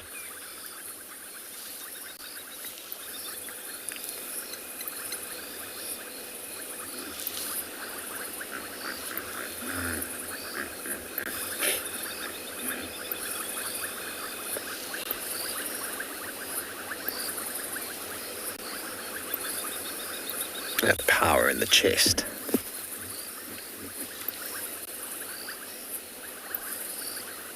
So talking about matriarchy, definitely a couple of the adults have decided it's time to move. And these are them in the front.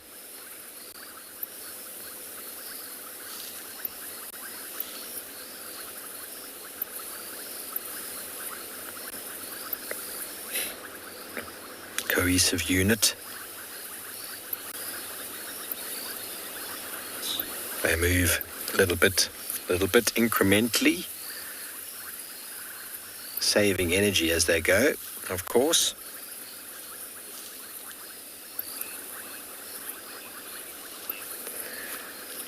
Liam, I think we discussed this early on in the show, but there's no real preference. The preference comes with regards to energy efficiency. So lions can hunt at any time.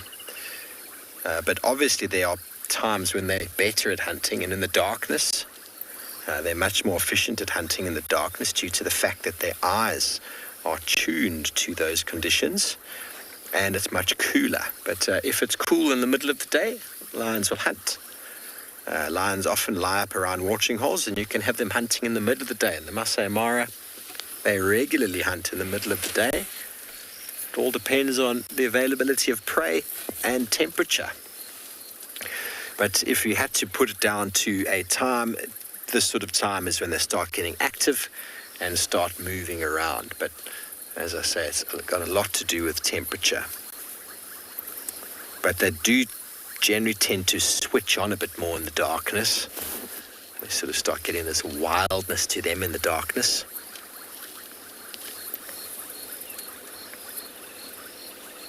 And they approach an open area, like this one we have on our left, quarantine in sort of staggered bursts. Individuals will sort of lay up all over the place and they'll spread out. Slowly but surely they all start to catch up and trying to detect any signs. The only signs we can tell are elephants and a very annoyed blacksmith lapwing.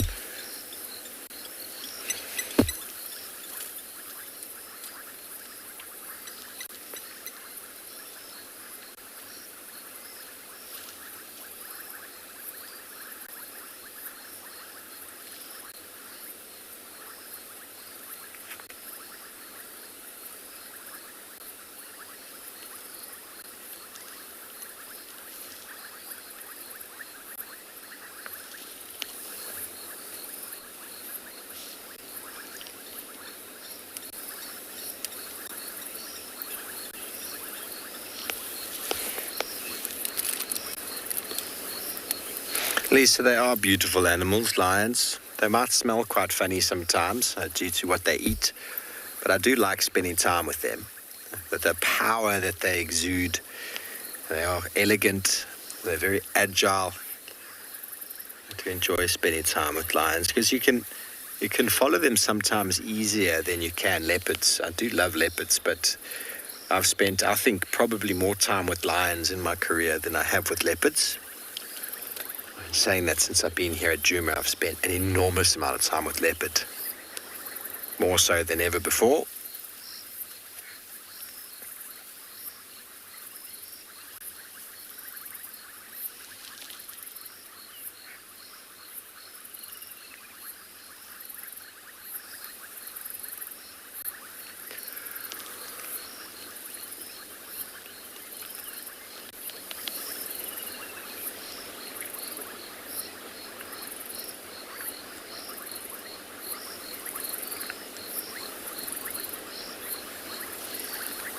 Okay, well, Tristan has left Chitwa.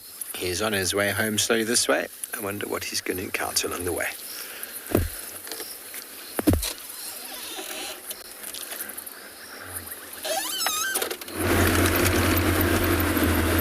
Well, I think, Steve, we can safely assume I've definitely spent more time with leopards in general than with lions.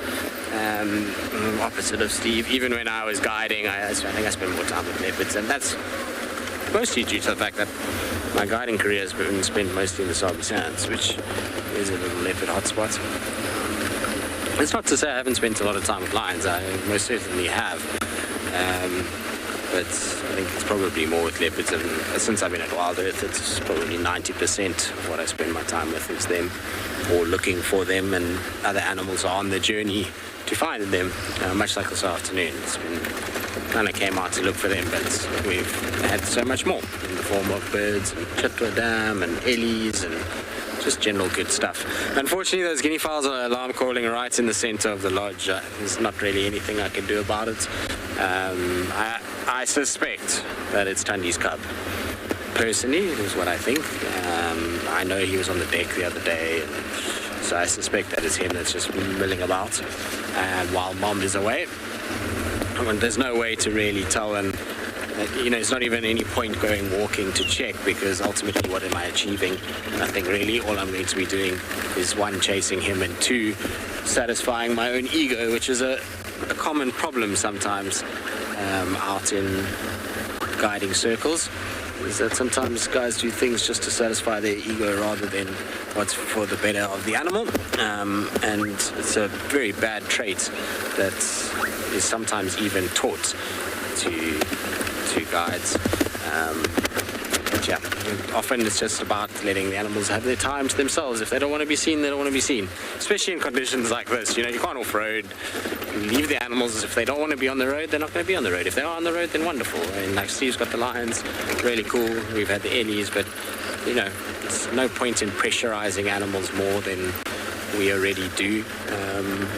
We spend a large portion of our time looking for these animals, being around them, and we've got to be thankful for the fact that they allow that. And when it does come times like this, it's almost like nature's break, or nature's way of just breaking everything up a little bit and just being like, you know what, let's hit the pause button, let's refresh, let everyone have a few days to themselves, and then we start again. That's how it kind of feels. So I think it's sometimes you got to know when to just choose your battles and when not to, and leaving a leopard into a camp like that and kind of letting it do its own thing is the right way to go. Even if we were to be able to get a car there, which we're not allowed, it wouldn't be great either way. He's obviously in there for a reason if it is him, and that's to try and have some sort of safety. So you've got to respect that option. Alright, so we're going to head slowly back towards Djuma. I'm not really sure where I'm going to go. I think I'm just going to bumble straight down the center of Djuma and hope for the best. Those male leopard tracks I had this morning, they cut off into an area which is still not open, so not going to really bother going up there, given that I can't drive where the tracks go. So I'm going to just drive down the middle and hope for a little Tlalamba surprise or I don't know, maybe Shidulu will pop out western side of quarantine somewhere. Long overdue Hukamuri sightings. You never know, maybe he's on the access road. So I'll just scratch around there and see how it goes. Colleen, no, I haven't heard anything to say that he definitely has fathered a cub yet. I know he has mated, but I haven't heard anything to say that there's definite evidence of any cubs that he potentially has. We would know, but it's going to be difficult. Oh, that's not ideal. I was just about to say, I don't have any lights on for a reason. The insects tonight are absolutely ridiculous. And there's an insect fly straight into my eyeball. Hopefully it's not stuck in there. Sometimes they get stuck in there and cause eye infections. It's not very fun. But if it's going to be very difficult to get updates on him now. The Sand River is completely flooded. So he's on the northern side of the river, which means no one's going to access that for a good few weeks. So, yeah, I mean, I think we're going to have a few days of very little Hosana news. But he's doing well. He's healthy, big, happy, seemingly doing just fine, and hopefully there will be some cubs soon. I don't know how many females he's actually got access to. I know that there's definitely one that he's mating with, and I think there's another one that he sometimes is covering, but there's not a huge density of females as far as I understand it. I might be completely wrong in talking out of turn, and I will try and investigate a little bit more, but the last time I was there, which was a year ago, there wasn't that many females moving up in that part of the world, and so you have huge amounts to cover. It's not like here at the moment, you know, he is spoiled right now because he's got Kuchava, Sabui, Tandi, soon to be Tlalamba, Shidulu, Tini, Kara, potentially could even get to Tiani and Moya, Saseka. I mean, that's 10 female leopards just here. Not without Langa, you know, Langa will be around at some point, so there's a lot going on for Mulawati as opposed for Puasana. He needs to find himself a few more ladies in his area.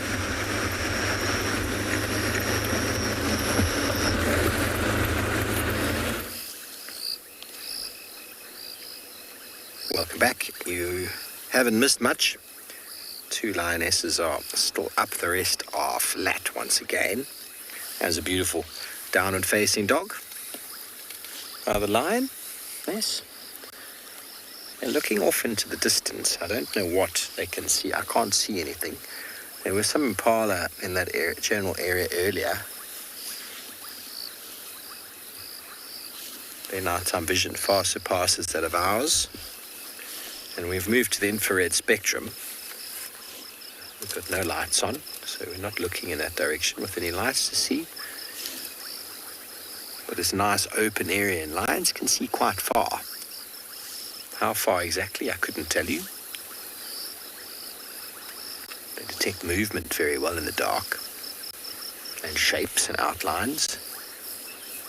You see that tail is going, this way, that way, this way.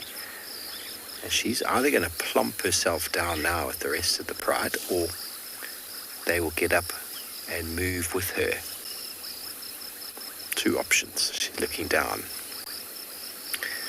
She's looking down. We've all seen our dogs do this. There we go. There's my spot. Still interested though. And this is one of lions' strengths, is the fact that they can move around. No one's really going to concern a pride of lion like this, so they can properly just nap. But then they're very alert to anything that pops up. So they could just be sleeping here, taking it really easy, and any other animal could be moving through and they would fall victim. So the pride's very easily able to span out and move in different directions at a different time, and it's how prides of lion have been successful over the years. Their ability to mass communicate or to group. It's where leopards have to be much more stealthy to get closer, to be successful. If they miss, generally that prey animal is gone. Whereas lions have a few more catches and a few more options when it comes to surrounding or directing the prey. It's been a while since we've had a kill on quarantine that I've physically seen. It's been some time. Last year, Christmas before last. Oh, elephants. Really not happy. Off to our right-hand side.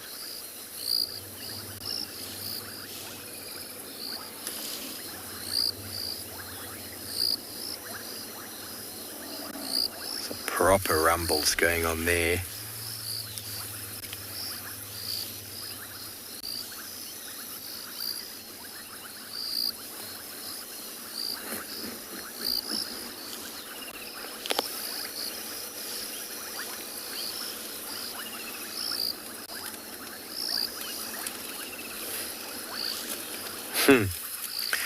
Kylie, the tails have a life of their own.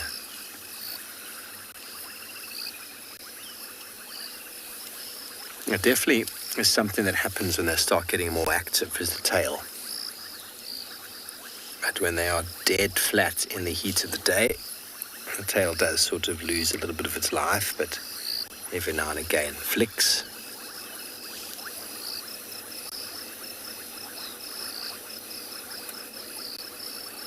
They do attract a host of flies due to their smell.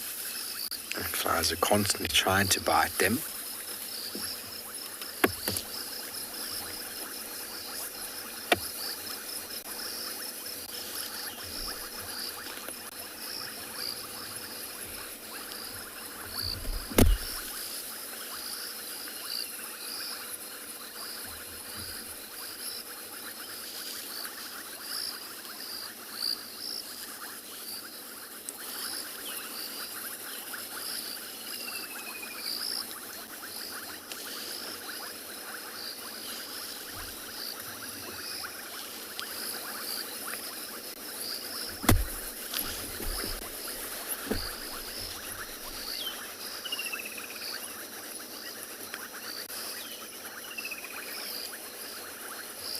Can you see now why we don't go walking at night? No. Katswain, if anything, the full moon adds light, which makes it more difficult for the lions to hunt. Lions and predators do much better or should I say lions and leopards do much better when it's darker. Your prey animals can see. Even I can see in the darkness when the full moon is up because it adds an enormous amount of light. So you'll often find that when it's light like this or when it's full moon, you often have predators behaving in a way of territorial sort of dominance, re-establishing territory, doing lots of calling because their ability to hunt is diminished. It doesn't mean that they can't hunt. If they stand in the right place and they chase animals in the right direction, it can work. But animals are far better able to see, prey animals that is, in the moon.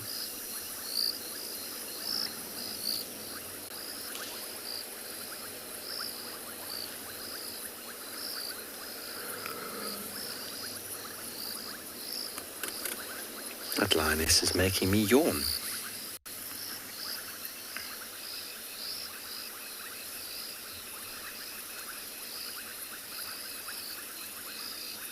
They're not that hungry, everybody, but yet they still are showing interest. I suppose that's what they do. Gets to that time of day, it's time to move. They've been in the same place for a few days now. They're getting a bit antsy. That one who's just yawned twice should get up imminently or start grooming, applying some makeup for the evening's party or event.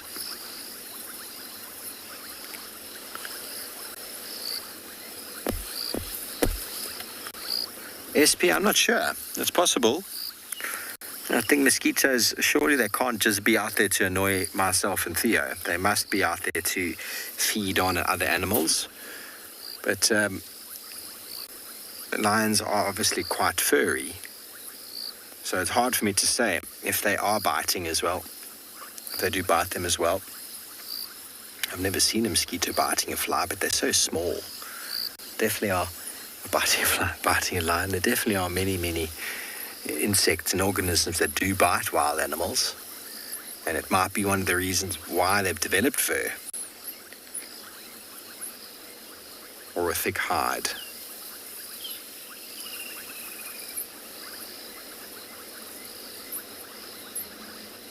They're always little soft bits.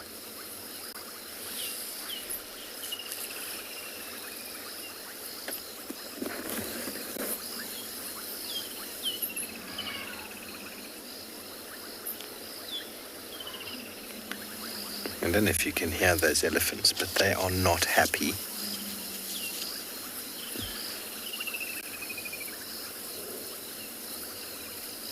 Tristan is on his way home. He shouldn't come up Philemon's Dip.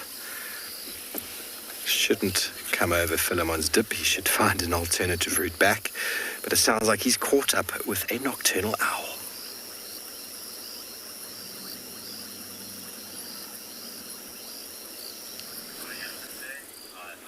Luckily, I'm not in that area now. It is very dark, I know, but there is a spotted eagle owl, and it sounds like a young one. It's chirping away. You hear it every now and then. It's screaming. It's almost like it's begging for food. Unfortunately, I can't get any closer because it's going to fly away out of the road. And, you know, we're trying not to blind it with a heavy amount of light, and the only lights I've got is a very, very, very bright light. But this is a very common behavior for spotted eagle owls. Why are you walking? While it's running away from us, I'll just put my light on a little bit just so you can see it a bit better. I think it's feeding on all the little winged allets. I hope it's not a young bird that is struggling to fly, because there's not a road for it to be on, although the reserve is very quiet today, which is a good thing. Let's see if we can get a little bit closer. Hold on. I'm going to just turn my light off so it is going to go dark, and then I'm going to try and just get slightly closer to it and see if by some miracle it doesn't fly away.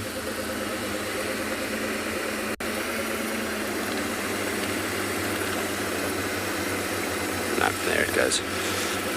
It's going to just keep flying down the road, unfortunately. But it's just, I can't get close enough for the infrared to actually work properly. I'm pretty sure it's feeding off these little insects on the edge of the road. It'll also hunt little frogs. It doesn't look like a young bird. What's that on the right-hand side? Is there something on the right-hand side that it's looking at, or is it just its shadow?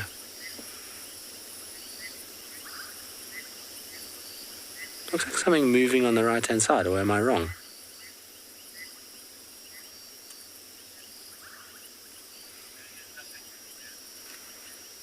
What is that? I don't know, there was something moving there that I was watching for a second, and it's now trotted off. Can't see anything. Oh, there it goes. Is there something? What is that? Maybe a snake of sorts? Let me just try to get a little bit closer quickly.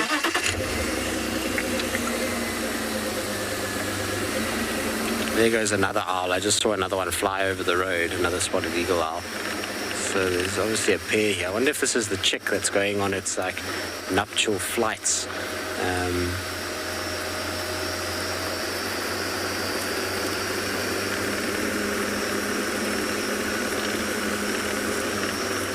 I can't see anything.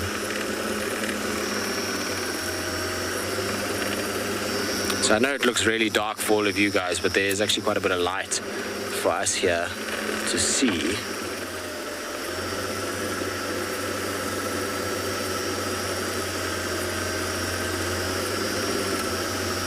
I don't see anything in this particular area. Maybe it was a little snaky and it just heard us coming and has slithered off into the grass.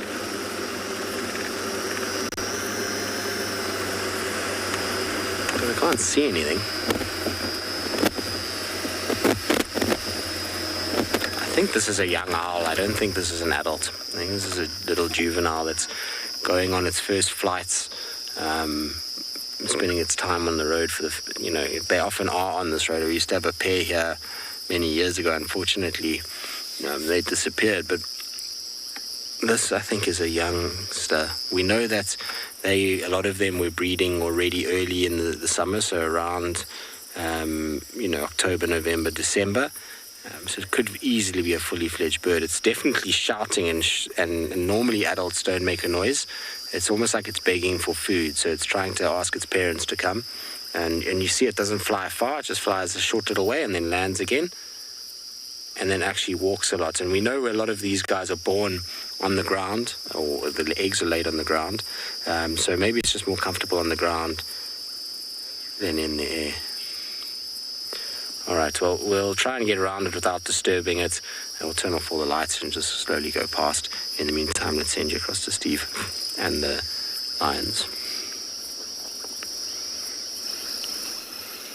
Well done, Tristan. Nice to get an owl. I know you were looking for a wood owl earlier, but spotted eagle owl will do. So one of the lionesses has walked past us. The rest are trying to figure out whether it's worth the energy to get up and to follow.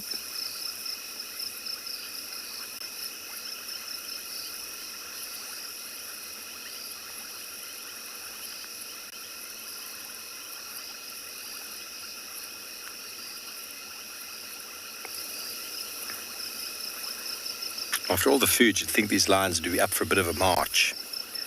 They really haven't walked very far in 3 days.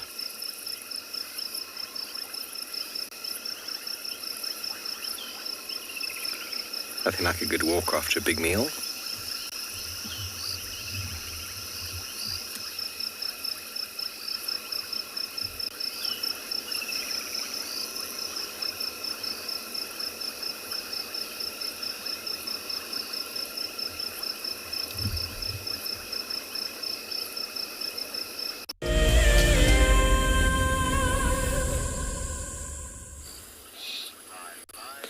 This is fascinating. I'm going to keep quiet so you can hear it calling.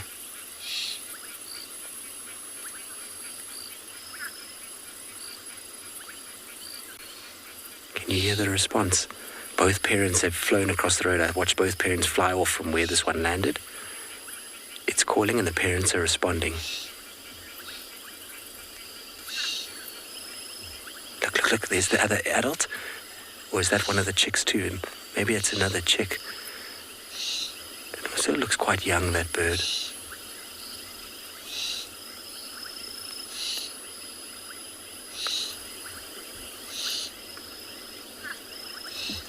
It's got a kill as well, the one on top.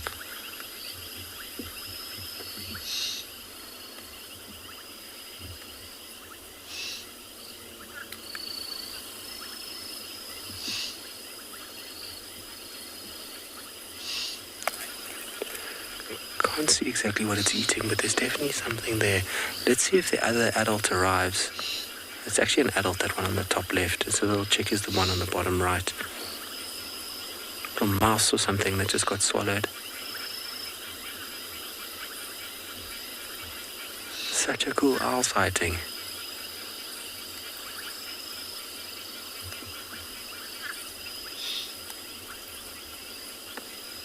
Can you hear the little pitiful cries? There goes the little one back down to the ground again.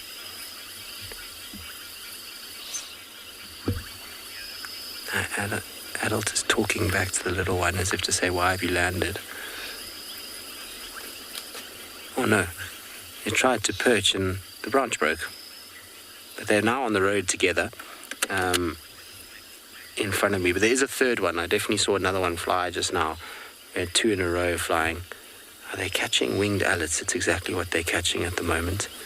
I think our lights are helping them. They're getting massive amounts of food because of the lights and all the insects that are coming to the lights. Amazing sighting. All right, well, we'll sit with them for a little bit, see if the other one comes down and we get all three in the road together.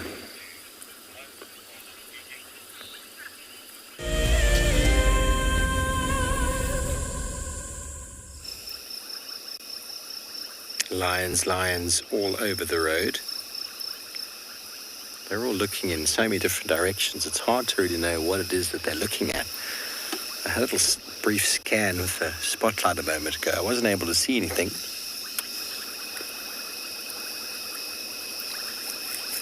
Then remember, the grass is fairly short. I mean long.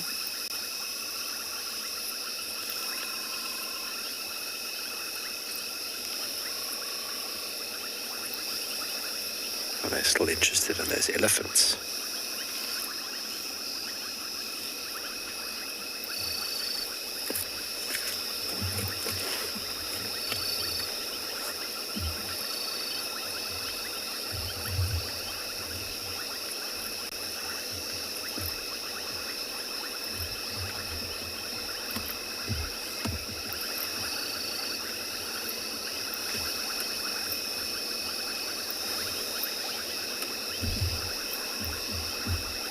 A young boy with an injury to his nose.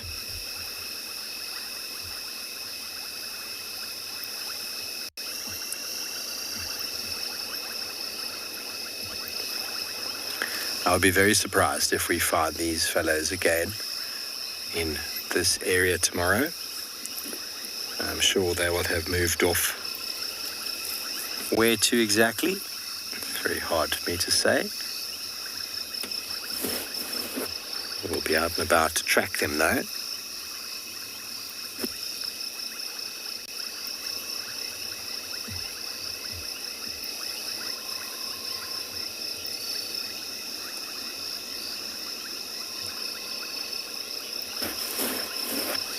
Those of you who might be late to the show today, the Talamati Pride. We've been with him a large portion of the afternoon. They haven't gotten up to too much. They love to wait for the show to end before they get up to all their antics. And tonight, I think, is going to be one of those nights. It has been wonderful to be out again under the blue sky with the sunshine. Some wonderful elephants. And the lions doing their thing. Elephants seem to be, sounds like they're on their way to the water from the other side of us, but we do thank you for your comments and questions this afternoon. We do look forward to hosting you from the variety of locations in the morning. We hope you have a splendid evening further. Until then, have a good evening. See you tomorrow morning. Good night and goodbye.